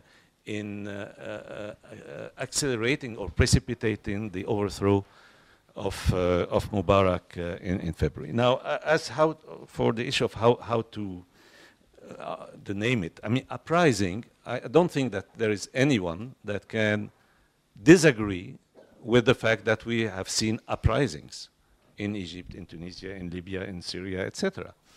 And that's the reason why I use this term, because I don't want to settle the question of a discussion about how to label what's happening on the cover of the book. Especially that the answer is not one word. When I say it's a long-term revolutionary process, you can't have a radical exploration of the Arab long-term revolutionary process. It's rather heavy. Yeah, can we have more questions too? Could just wait for the mic, please. Yeah. I was very pleased to hear that you described in no uncertain terms the Islamist elements in the uprisings as fundamentalist. However, because many supporters of the opposition would not or do not use that word, or at least to stick, but I wanted within that framework, and arguing that an Islamic, I think your formulation of Islam is not the problem, nor yet the solution, seems to me to be a very useful one. But I wonder if you distinguish between various strands, i.e., I see many leftists in the West, they don't all argue, you know, anti-imperialism and support Assad. In fact, many support the opposition. But what they do is try desperately to find progressive Islamists to support, i.e. the Islamic Front rather than ISIS in Syria, or the Muslim Brotherhood, particularly since the coup, the Muslim Brotherhood rather than Al-Qaeda elements or whoever is laying the bombs, i.e. they distinguish very carefully one Muslim Brotherhood from terrorists, which I think is completely right. But I would just like you to be perhaps a little bit more nuanced about, in terms of finding allies along the way, more and less progressive among Islamist movements. Okay. Hisham, would you like to answer this question? The answer to the question is, in my view anyways, is that political Islam is not something that, I mean, it is a reality. There's something on the ground. I mean, political Islam, I have a problem with the phrase anyways, because I think it's both a tautology in many cases and an oxymoron in others. So in other words, it's sort of not really that useful for most cases, in my view anyways. And for that reason, I try to always remind myself and others that we have to remember that Islam is a reality in a way that is very hard for people to understand here in Europe, because there's nothing like it in the way that it's imbricated in this, the way society is shaped, in the way the collective mindset is set up. And I think this leads people to make really wrong analogies and conclusions about what they see on the screen or what they hear. The discourse can sound very alienating and very sort of foreign to them, when in fact it isn't. It's basically apples and oranges. In my view, there's a lot of political Islam that is, in my view, a lot of political Islamist movements are very legitimate movements. There's nothing, I have no issues with them. I do not believe that there is a need to sort of banish all of political Islam into the fundamentalist, whatever that means, sort of corner. So in that sense, I think it's a lot more useful if discussions were more about the specifics of what particular movements were doing, rather than just using this sort of catch-all term that's not really useful in the detail of discussions. For example, you mentioned a few groups. I think it's always. No, I think you mentioned a few groups in your discussion about MB and CC, the ISIS and the front in Syria and so on. I think you just take groups one at a time, see what they argue for, what the arguments are, and you tackle the arguments on their worth and their merit, rather than just think, okay, this group has Islam in the title, therefore it's political Islam, therefore I think this of it. Okay. So I think we need to be a lot more careful when we deal with this. Gilbert, I'm sure you would disagree with that, because you call all the Islamists fundamentalist forces. Well, I don't disagree with him about what he said about political Islam as an Orientalist formula, and a wrong one. I agree with him, but why do you use it? Let me explain. This is an old discussion. Of all forms of labeling and naming these movements, I think that Islamic fundamentalism is still the most accurate or the best one. I don't use Islamist, for instance, because this brings a confusion, especially here in the West, in the mind of the people between Islam as a religion and such political currents. And this is the big problem. Why Islamist? Why don't we speak of Christianist or political Christianity when we speak of the Christian Democrats, for instance, in Europe? Just to give you an example. So there is, when I use the term fundamentalism, I'm using a term which has the advantage of being used to all religions. You have Jewish fundamentalism, you have Christian fundamentalism, Protestant, Catholic, whatever. You have even Hindu fundamentalism.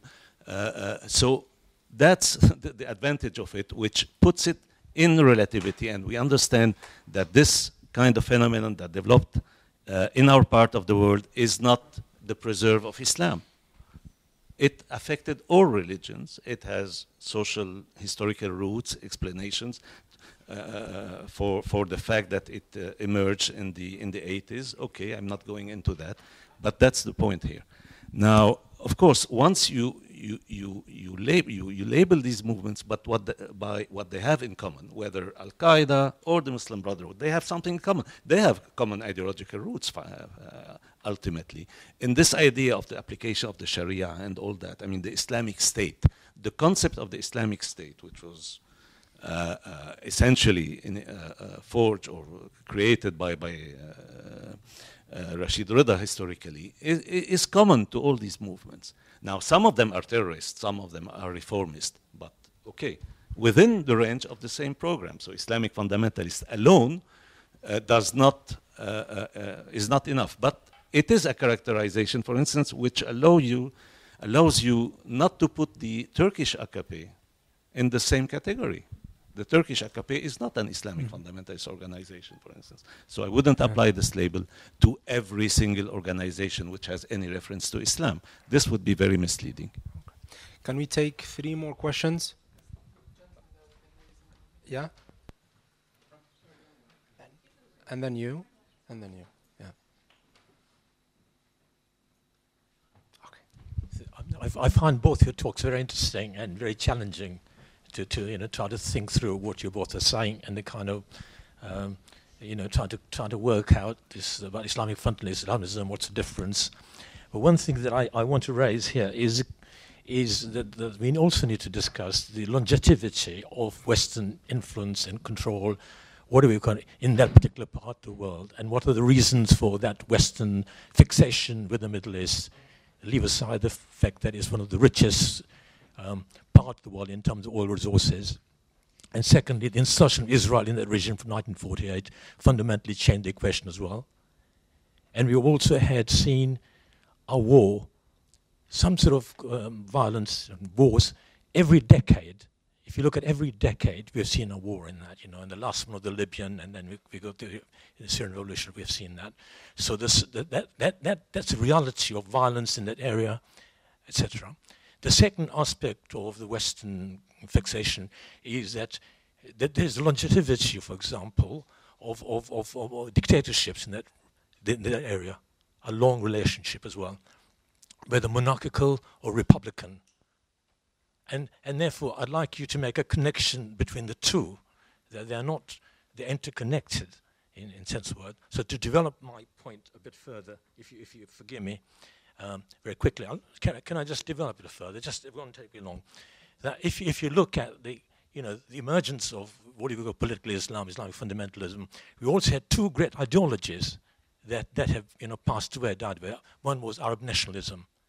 And the acme of this was Abdel Nasser, for example, Nasserism, which in fact, led to massive political developments. And then second was Baathism as well. I'm talking about Arab nationalism. It's a kind of, it's faded away. Baathism has faded away as well, So and there is a political vacuum there about, where should that particular society turn to. Thirdly, I just want to say a last point. I think you're underestimating the influence of Western powers in that region, because simply underestimating the influence of Western powers simply because of this. There's a deep penetration of the United States and Western powers in many security establishments. And Egyptian is just one of them. Jordan is another one of them. Deep penetration of this. And I would ask you to, if you talk about democracy, I will say this to you, that maybe Western powers would prefer democracy, but there's immense fear that if they give a free vote to the Arab people, that they will elect regimes that are opposed to West, because what experience, the Arab street will in fact elect regimes that are opposed to Western interference in that part of the world. So they're very, very happy. They are very happy to have dictatorships in that area and not democracy. I think you're underestimating it. Okay. Thank you. The gentleman there. Thank you. Moin Yassin from Global Vision 2000. I want to focus on 2 quick points. It's on the diagnosis. What the panelists quite rightly tried to do was diagnose, a huge issue. I think unless we focus on what I call global political economy, often people who look at these issues lack knowledge of finance and banking. And that is one way the modern world operates, and very few people understand it. So basically, I would argue, firstly, we have forgotten, especially the Muslims who, Arabs or Muslims, ultimately will have to solve their own problem, yeah? We have forgotten the role of betrayal since 1914. This is the year of the centenary of the First World War, when the Ottoman Caliphate was destroyed.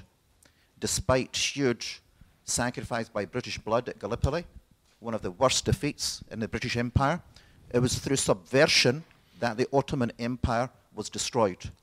And that is the legacy that Arab people are dealing with. The betrayal of one Muslim people, Arabs, just look at Syria, they're Arabs, and Iraq, vis-a-vis fellow Muslims who were protectors. Point 1. Point 2, so betrayal. Could you please try to be brief? The second point, unless we deal with betrayal and going back to the need for unity. Secondly, we need to understand the traps which global imperialism, the globalist control New World Order, uses to enslave all economies and all peoples. Unless we understand how to free ourselves from a dollar-denominated, financial, usurious, banking economic system, we're going to get nowhere. So 2 points: subversion, betrayal, and how to free ourselves, all people, from the system. Okay, thank you. The lady. Yeah, thank you all for an enriching discussion. Hisham, I wanted to go back to your couple points in terms of kind of the myths of the uprisings. So kind of the idea of going back to square one, and I know it's, I will take this with a grain of salt, and for sure I am a bit of a pessimist. But for example, in Egypt, obviously, people are saying that we are back at square one. I mean, you still have the same military that's in power. You still have the, like, I mean, since the coup, I mean, you have like over 20,000 political detainees, and so anyone who is either with the Brotherhood or on the left in general, I mean, any sort of true, revolutionary opposition is kind of been destroyed. And so I'm kind of questioning also this idea of like the counter-revolution countering this like idealized kind of public will. And so I'm questioning what is actually the public will. I mean, in terms of Egypt, I mean, I don't think necessarily it's no longer, bread and freedom and social justice, because, I mean, you have people, thousands of people in Tahrir who are, celebrating and this scene of euphoria over the same kind of crap that we've been dealing with. And so I don't really understand, and I'm not really sure if it's kind of too idealized to say that there is still this genuine public will that's demanding, making these demands. And so I was wondering if maybe you can kind of comment on that. Okay, I mean, the answer is quite simple too. I mean, like I said, in my view, anyone who says we're still back, we're back to square one, this is possibly true at surface level. In other words, if you look at the tangible sort of manifestations of the political life, then yes, you could say, well, the military is back in power, the Muslim Brotherhood is politically, neutralized and worse, and the majority of people somehow have retreated from politics and are happy for the military to just take control, and what was all that about and what was it for? What I would say though is, just to give you a couple of very, very quick examples, is unlike before the uprising, it'd be unthinkable now for any leader, whether it's al-Sisi or whoever follows him, to think that they could just do what they like and that the people would be just going along with it. In fact, the rhetoric now, if you think about it, is completely inverse. Whereas Mubarak sort of assumed that people were just going to have to go with whatever he says, and there was no question of trying to even appeal to the popular will. Now everything that al-Sisi, and for that matter anywhere else in the Arab world, the leaders are on notice now. The way they talk is very, very different, because now they know that their best chance and the only chance, the way they can survive, is to simply try and keep the people happy, which is a very different way of thinking than before. And it's not just rhetoric. I mean, this is not just a way of sort of how people speak. The other example I'll give you is that 3 years ago, the idea that the son of Mubarak or the son of al-Assad or the son of Abdullah in Jordan or the son of, name the whole list, would not be the leader or the successor was unthinkable. Now is the complete opposite. The idea that Assad's son would somehow reach power, or that Abdullah in Jordan's son would be in power, I think, in my view, is unthinkable. I think it's completely reversed. And I agree with you that in terms of the political reality, it could look like this is pretty much the same picture. In my view, underneath, it's a very, very different one. Because people now, maybe they always thought it, but now they definitely articulate it pretty openly, that they feel that whoever is in power owes them. And it's no longer a question of we're just living in a country where we have no say, where people sort of accepted this, there was this fatalism that has completely been shattered. And even when people think, this is looking gloomy, nothing has changed and so on, ultimately I think it is different than before, because I think people are still, the 30th of June demonstrations are in themselves, regardless of the fact that they brought along what I think is a negative development, they themselves show that people are now know that this is how you get things done when the system is not working for you. And in the same way that they brought down Morsi, they can break down. I mean, Sisi is going through a honeymoon because the particular circumstances are very suited to what he wants at the moment. But there's no guarantee. People at the end of the day need to eat. They need to have jobs. They need to have lives. And when this is not delivered to them, then it doesn't matter what Sisi says. Then they will demand an alternative. Gilbert, very important points were raised about the global political economy. And I read somewhere that some analysts said that Bouazizi sacrificed himself for the cause of the free market economy.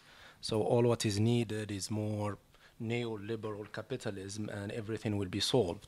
The other question is the Western domination and hegemony in the region. Clearly, the US won't be happy with a regime that won't be protecting the interests of Israel. So any emancipatory movement needs to be challenging this Western dominance of the region. So could you elaborate on that, please? Yes, well, that's part of that's a real part of the problem, or a main part of the problem, not Islam, indeed. The social economic structure and the kind of order that has prevailed in the region and was backed, protected by Western domination, essentially American domination, and marginally French, for instance. If you take the case of Tunisia, they had a major role in that country. So it's clear to my mind that without getting rid of this whole system, including this Western domination, there's no way out of the present deep crisis of Arab countries, of Arab societies. And I think, I mean, the reason why you have all this violence, and the same is connected to the reason why you had such lasting dictatorships in the region, and it is connected to that, to this fact of Western domination. It is connected to oil, what I call the oil curse. The region is cursed by its oil resources. And this is actually has been much more a source of disaster than a source of happiness for the overwhelming majority of the people of the region, except very tiny minorities taking full advantage of all these resources. Yeah, and that's the major point in dealing with that.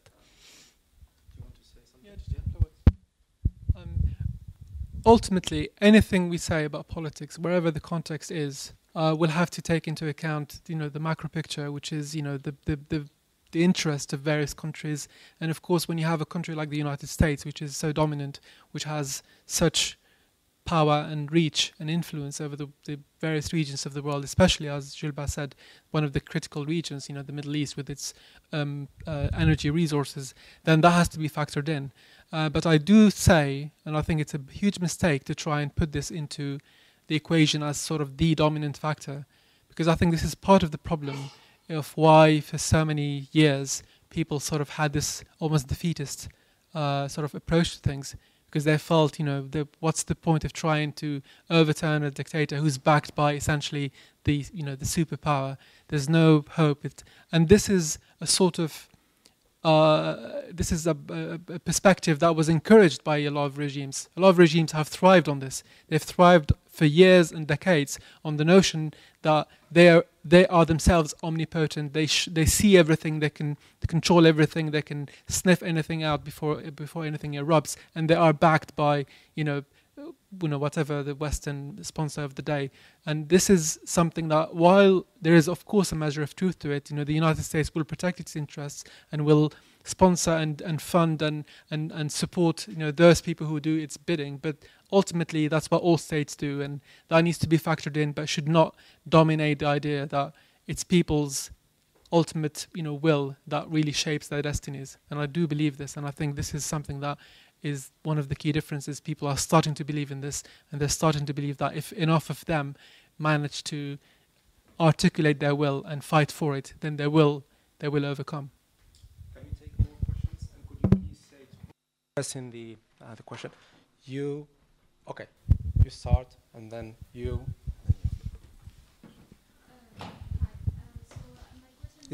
Is it on?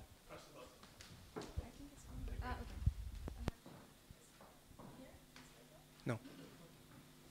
Keep it pressed. So, okay, it's better. So my question is to Mr. Ashar. We have spoken about revolutionary process, political process, economical process. I'm interested in justice. I think I lived in an Arab country before, and I think there is racism. Sometimes there is acceptance of slavery. There is a missing notion, which is equality. Equality not between religions, but between people. So I wanted to know about the justice process in the development of a country.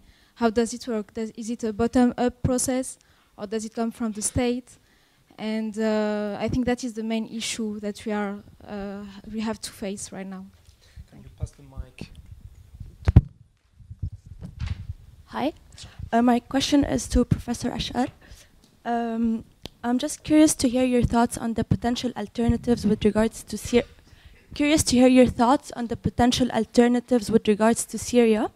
Given the impotence of the opposition, the internal divisions, the lack of leadership and organization.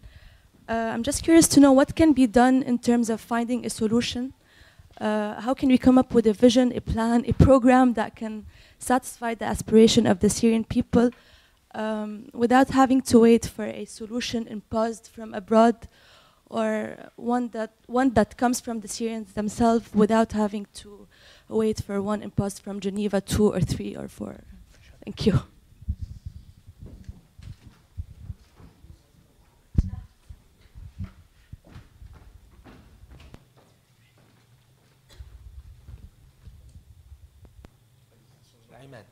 It's not working?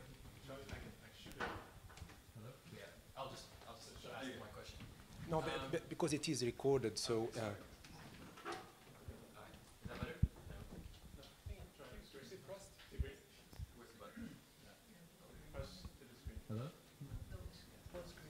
Hello? There we go. Hey. Okay, so... yeah, my question's about Tunisia, actually, because Tunisia seems to be somewhat of a different country at the moment. And my question is to Hisham. Tunisia seems to be a specific case study because the actors are different, but also some of the solutions that have been brought in seem to be different. And I was quite skeptical of some of the comments that were made that somehow to use the vocabulary that was used, Islamic fundamentalists are somehow necessarily counter-revolutionary. Isn't the Tunisian example showing that that's not necessarily the case? That's the first comment. And then the second one, what do you make of the latest constitution, which I've read the latest one, and I don't find it in any way counter-revolutionary. And it came about as a compromise between Islamists and this third way that we're talking about. So is Tunisia the case in point that Islamic fundamentalists are not necessarily counter-revolutionary?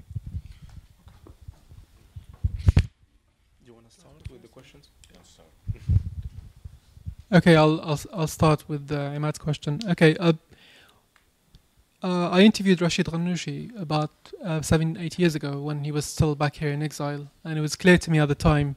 I mean, he was explicit that he didn't really believe that he was going to see his country anytime soon. He certainly wasn't planning for it.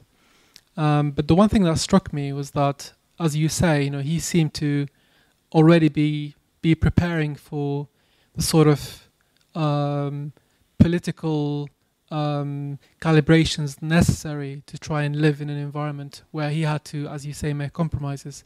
And I think this is probably you could call it maturity. You could call that the Islamists movement in Tunisia has proven a lot more savvy, mature, a lot more supple, a lot more flexible. It's a lot easier to do it when your base is as well a lot more supple than, say, the base in Egypt or elsewhere, which, you know. So there is that element to it. They're dealing with a lot more moderate in their base than other movements. But I think a lot of it is also to do with political savvy.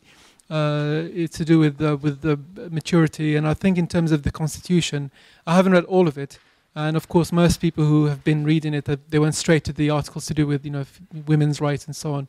And it is true that they were expecting worse. And I think what it says, I think, about what's happening in Tunisia, I mean, it is encouraging, and I think it shows a way forward, because it shows that people have, I mean, they know there's no point in winning a battle if the ultimate war, I mean, you know, to use those sort of crude terms, there's no point in winning this particular context in this particular conjecture if the result of it is some sort of break that will completely, you know, destroy the possibility for future, you know, political life, which is what seemed to be happening in Egypt. You know, one side seemed to really panic at the idea that the other side has won forever and try to intervene and try and, you know, stop that process. Whereas in Tunisia, it seems the Islamists are trying their best to say, look, it's not, this is a very ongoing game, it's a long-term game.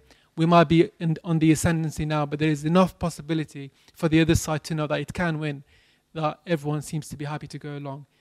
I'm not saying it's going to work, but I think, in my view, it does present some encouraging signs for other countries, and I hope that other Islamist movements in particular will learn the lesson that, yeah, you know, to be a supple political sort of force is something that is both doable and, you know, it's something that is morally sort of, you know, it can have integrity. I mean, it doesn't mean that people are just, you know, giving up their principles for electoral gains. And in terms of the point about fundamentalism, I mean, I agree with you. I think it's, I don't see any, whatever the term means, but I don't see Islamic fundamentalism as necessarily counter-revolutionary inherently.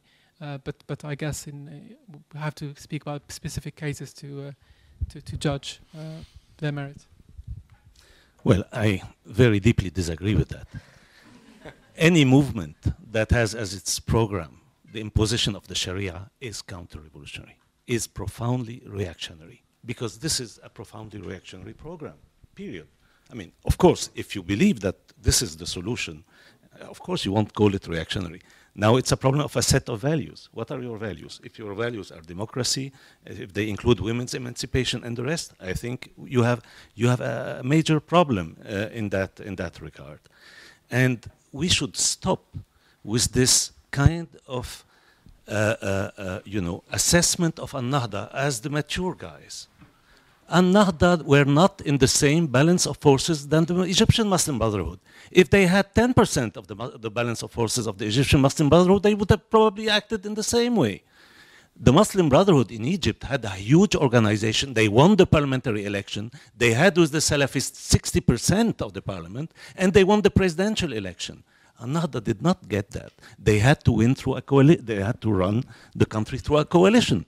They had to, you know, to resort to a coalition government, and this imposes limits on what they could do.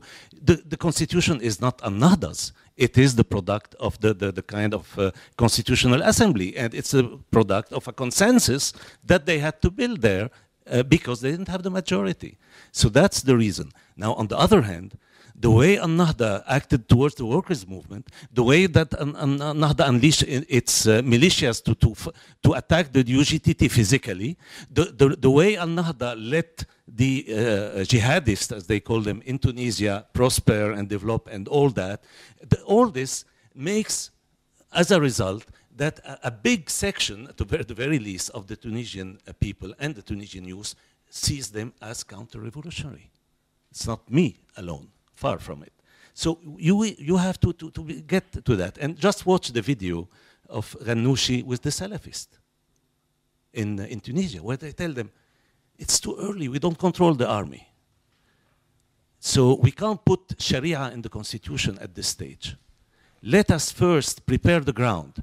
Go, and he tells them, go to the mosques, do your propaganda in the mosque, build the the balance of force that we need, and then we'll be able to do it. So come on, don't get fooled. Don't get fooled by this, okay? You have to, I mean, this is really important to understand that it's not a matter of maturity, but a matter of difference of means. They are not comparable because the Egyptian MB were much stronger, of course, for obvious reasons. The Nahda has been crushed historically, which is not the case of the Egyptian Muslim Brotherhood. Now, for the other questions, the alternatives in Syria. I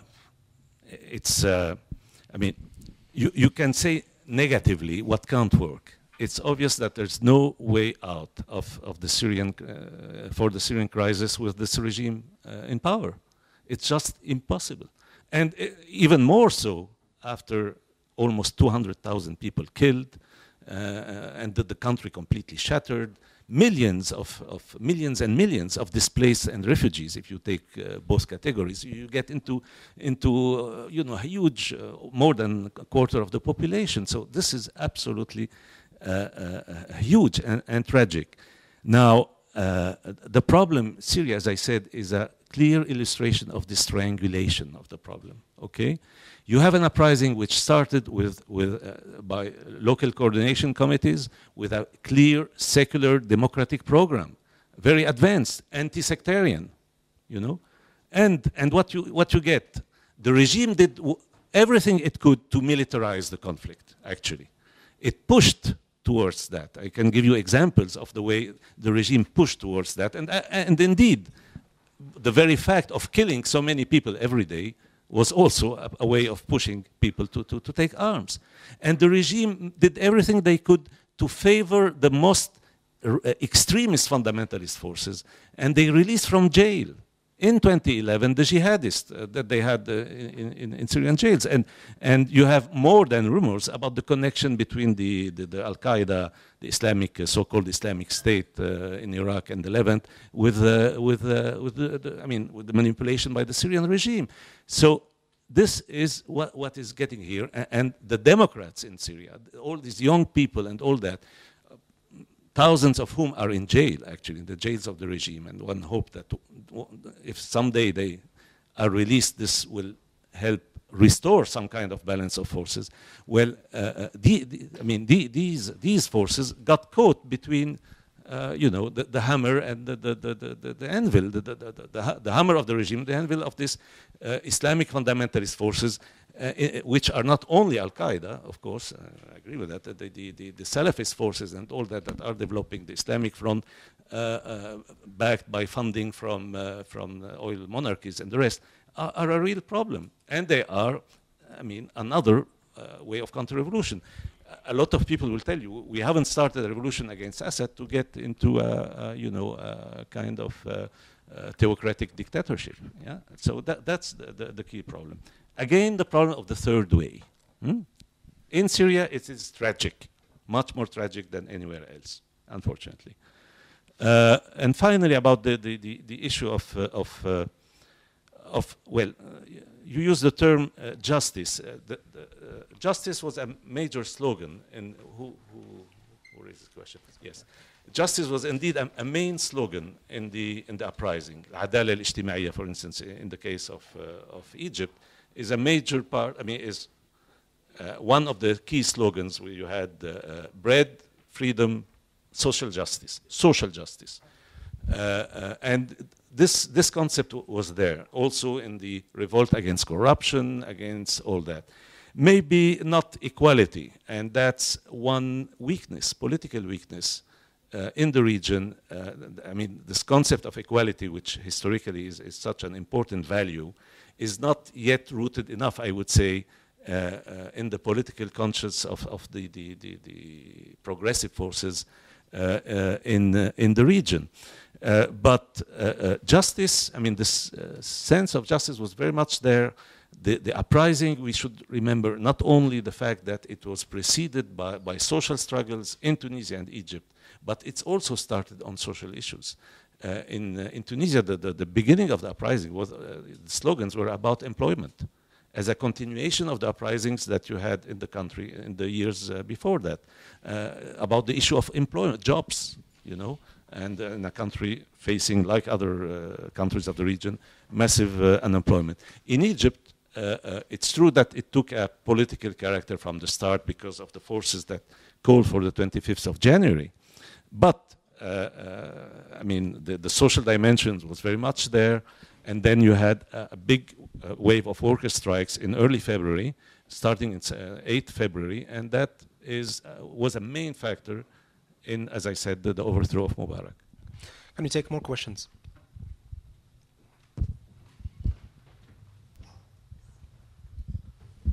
Hi. Do you hear me? My question is to Professor Ashkar. I'd like to talk a bit more about Libya. And like the situation, the current situation in Libya is quite, you know, dramatic. You have almost like a genocide of, a quasi-genocide of Toulouse, and like a lot of brigades, like armed brigades controlling regions as big as like, you know, half of France, and a big arsenal like you know, Gaddafi weapons falling in arms in the you know, the hands of in the hands of anyone who has the money to buy them, like new routes for drugs, for contraband, and I don't know, a war in Mali as a consequence of all of this. And I'd like to ask you, isn't it time to reconsider the, you know, how well, you know, the Arab uprisings, are they? Wait. It's just like. Say it as it comes, and then we'll. No, I mean it's time to reconsider the Arab Springs as a whole. I'm not saying that Arab countries that don't have the democratic gene, but then do they, you know, is a revolution necessarily based on what the people want, or, for example, like what do you think about Libya? Okay. What I just said. Can we take more questions? Okay. Yeah. So I'd like to zoom in on Algeria. I'd like to zoom in on Algeria for a moment, and departing from Gilbert's analysis on the socio-economic determinants of the Arab uprising, which could be argued, you know, Algeria shares to a certain extent, not least in the structural youth unemployment that exists, and obviously with its particularities in what could be described as being a rentier state, and taking into account its recent history, which the country is reeling from. But my question is, Hisham, you talked about a sense of possibility and entitlement, which you sensed, I thought you said you sensed in Algeria. So my question is, under what conditions could we see, not necessarily the type of events we've seen in the region, but under what conditions can we see a reopening of a democratic process, or at least a radical departure from where we are today?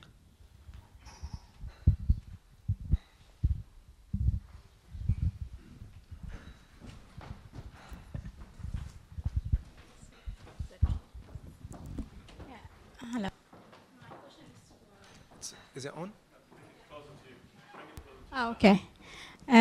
It's to Professor Gilbert about, you mentioned before the role of Iran in this uprising, well, in all these problems in Syria. I just wanted to elaborate more about its role. Thank you. Hisham, would you like to start on the Algeria question? Miriam's question, and then. Okay. What's happening now in Algeria is actually quite interesting, because I think people forget that in the first weeks of 2011, when Egypt was erupting, there was some attempts to begin a similar movement in Algeria, and there were protests that took place every Saturday, and I went to a couple of them, and basically what happened was it didn't work out because the protests were basically organized by one particular party, largely organized by that party, and the partisan and the sort of political nature of the protests was too specific to gather any momentum. But what happened since was a lot of people. I mean, in my view, I think some very promising signs. Of course, the situation is very difficult. The macroeconomic sort of figures and so on do not look good. We have a surplus, but it's sort of based on this, oil sort of mirage, which is obviously going to. It's a sword of Damocles that's hanging over the country, and that can be swept away any moment. And then, we had that in the 80s, and that was a large reason why we had the 88 riots, and it can happen again. But the positive for me is that there is an unprecedented sort of level of political awareness among the youth. It's really quite inspiring. I mean, I speak to people, and it's something that it is a sight to behold. And there's a level of sophistication in the thinking, and organization is getting better. People are starting to. I mean, obviously, they can see that it can be done. They can see what's happening around. They are very open to the world, and they can see that. Like I said, when I said entitlement, I meant it in a positive sense. I mean, usually it's seen as a negative, but I meant it in the sense that people understand that it's their country, it's their right to live a decent life, and if somebody's denying them this, then they shouldn't just accept it. And I think this is growing. There's a lot of associations and community groups that are beginning to mushroom around, and most of it is social media based. But freedom of expression, for example, although the government, there's a lot of attempts to try and stifle, and there's a lot of legalistic sort of problems, layers that have been trying to sort of being squeezed on the press. But I think it's sort of the horse has bolted out of the door, and I think Algeria is a matter of time. I hope it happens in a way that's sort of organic and positive and not in any way tragic. And I think the experience of the 90s will sort of help make sure that doesn't happen again. Hopefully, fingers crossed. But for me, I think the signs are positive, and I think we'll see what happens in April with the elections, with the presidential elections, which, regardless of the outcome, I think the next president will have to be dealing with a very different set of parameters and assumptions about the population, and there will be a gradual shift to democracy, whether the leaders like it or not. I think it's now we reached the point where they're on borrowed time, and they have to deliver if they don't want the change to happen, on other people's terms, if that makes sense. Could you ask the answer? Yeah. What I'm afraid of is that if we look at Egypt, the situation in Egypt follows this kind of beginning of path, in which we are seeing now with this car bombs and things like that. This is really very much worrying, because I think one major, if not the major reason why Algeria has not exploded socially, why you don't have a second 88 or whatever, is the legacy of the 90s, which is terrible, and such a traumatic legacy that that is a kind of deterrent or dissuasive factor for people. Now, I share Hisham's hopes, and I hope he's right on his optimism in that case, because you know better than I know the situation there. Now, for Libya, I mean, the fact that you ended with almost this democratic gene issue shows the whole problem, and we'll get into the kind of speech that Gaddafi did immediately after the overthrow of Ben Ali, when he said the Tunisians, they made a big mistake. This is the best president they could have. And so if we're going to apply this to Gaddafi himself, then it is a total contempt for the Libyan people. I mean, to believe that this population only deserves, a buffoon, and that tragic buffoon as Gaddafi was, and this is terrible. And they had 42 years of Gaddafi. I mean, this is, and at the time, and one factor that aggravated the deep discontent of the populations in the region is that not only they had to suffer decades of horrible kind of situation, but they couldn't see any way out because these guys were preparing their sons to replace them, or it happened in some countries like Syria. So I mean, we have to understand that revolutions are not, symposia, or whatever you want to call it. And if you look at the French Revolution, 3 years after the revolution, France was in a bloodbath. So what? I mean, does this mean that you should say, well, the revolution should not have occurred and they should have kept the monarchy all the time there? You should say the same about the English Revolution, etc., etc. You can't get out of that. This is, if you want, the cost of history is like that. Revolutions come at a price. This price is proportional to the brutality of the regimes that exist. As one famous woman writer of the French Revolution said, she was a liberal actually, but she said the real responsibility for the violence and everything, all the excesses of our revolution are not in the revolution, they are in the Ancien Regime, in the brutality and violence of absolutism. And you have to understand, this applies to very clearly to the Gaddafi rule in Libya. Now, as for, well, does the people want, well, the fact that I use this formula as the title of my book is to point to something that has been repeated here several times in this discussion by Hisham mostly, is that the most important achievement of what happened until now is precisely this popular will coming to the scene, to the streets, to the squares and all that of the region. And that's very important. And you see it very clearly in Libya, because you hear from the media here about any kind of violent or flare-up of violence in that country. But you hear very little about, for instance, the general strike that happened not long ago in Tripoli and in Benghazi, and was really general against the militia and led to the disarming of some of the militias.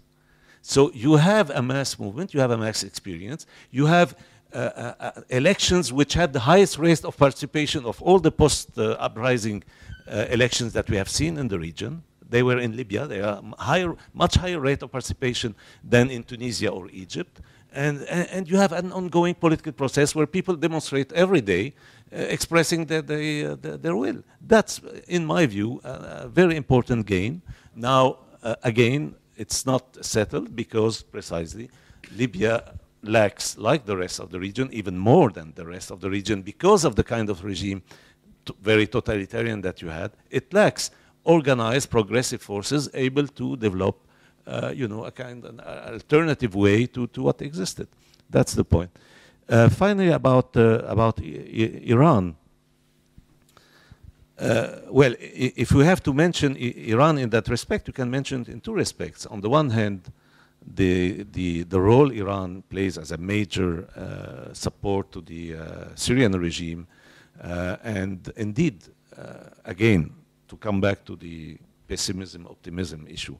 When people look at Syria today, I mean, of course, you can't help being very pessimistic or gloomy, but people forget that not long ago, less than 1 year ago, the regime was on the verge of defeat.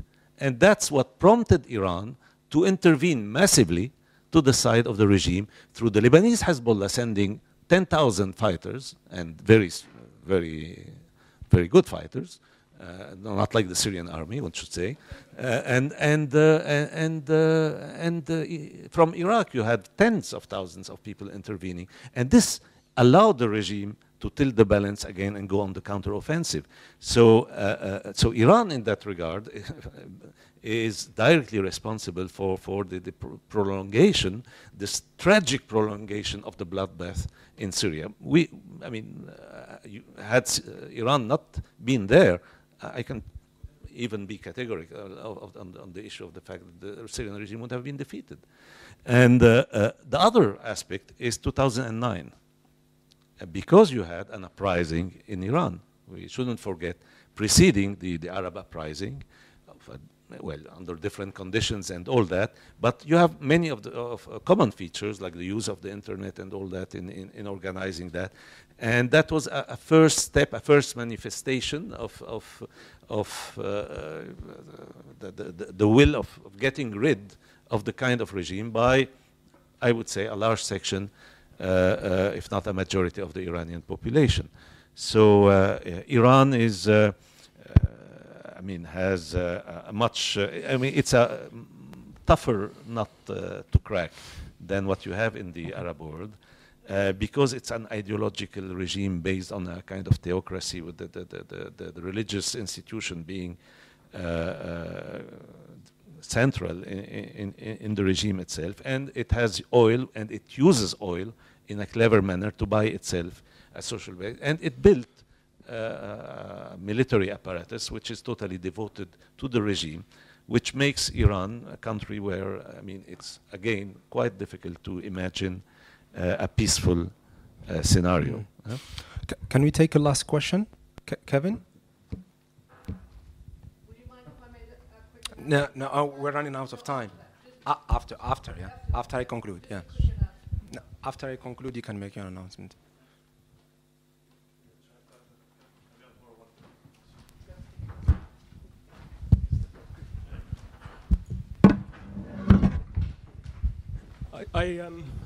Can everyone? Yeah. I wanted to talk about Africa. I came late, so I'm going to make a presumption, and I'm going to presume that the words Africa and Africans and an African focus on this African country in this African solidarity group, African Algeria Solidarity Campaign, I'm going to make a presumption that the solidarity which has been exhibited is a solidarity more geared towards the Arab identity of Algeria, and we all as individuals, nations, groups have multiple identities. I'm going to make an assumption that the African identity of Algeria and of these African uprisings in the African countries of Tunisia, the African country of Libya, the African country of Egypt, I'm going to make a presumption, just a presumption, I could be wrong, I haven't been here for all of the afternoon, but the consequences, the African consequences of these African uprisings have not been addressed. And if I'm correct in those assumptions, if we have to ask ourselves, as Africans of the diaspora, why that is. Why has there been talk today about Iran somewhere in Asia, but no talk about Niger or Mauritania or Mali or the consequences of the NATO overthrow of Gaddafi for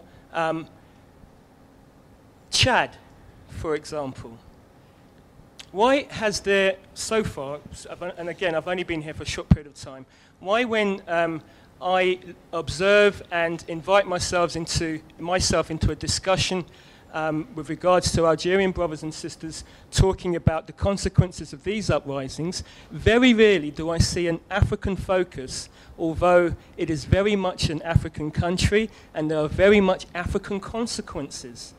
The French intervention in Mali last year and ongoing has consequences for Algeria vis-à-vis its relations with its African neighbours. More so than Algeria has to worry about with vis-à-vis Iran, for example, or vis-à-vis Syria, for example. One is not saying that in me using the words Africa and Africans repeatedly, to just get some balance, one is not saying, therefore, that we should focus just on the African uprisings and the African nature of these uprisings. One is not saying that. But just as a parting element in terms of the discussion which ought to be had, which must be had, because in my opinion, I'll end in a moment, in my opinion, no solutions, no understandings, no geopolitical consequential analysis can be had if you're talking about African nations, but you never mention Africa and you never mention Africans. Thanks, Kevin. Thanks, Kevin, for that. Hisham, do you want to react to this? Yeah, sure. Just please quickly, because we're running out of time. Yeah, thank you, Kevin. I actually saw your post on Facebook where you mentioned that particular point, and I was looking forward to having you here, so I'm glad you're here. I can answer only for myself, and the question is, I mean, there's a lot that we haven't mentioned. Personally, I mean, there's a very big dimension which Gilbert alluded to, which I've written about, in fact, just this past month on the Berber Amazigh, dimension of the Arab Spring in the Maghreb. And you're absolutely right, of course. And I can only, I mean, it's a nice shorthand to speak of the Arab Spring.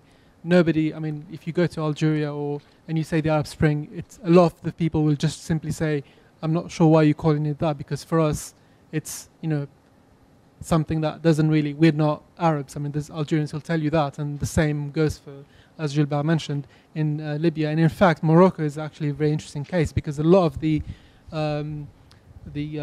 movement there, the April 20 movement, was a huge component of it, was the Amazigh rights identity. So that's another dimension which is related to what you mentioned.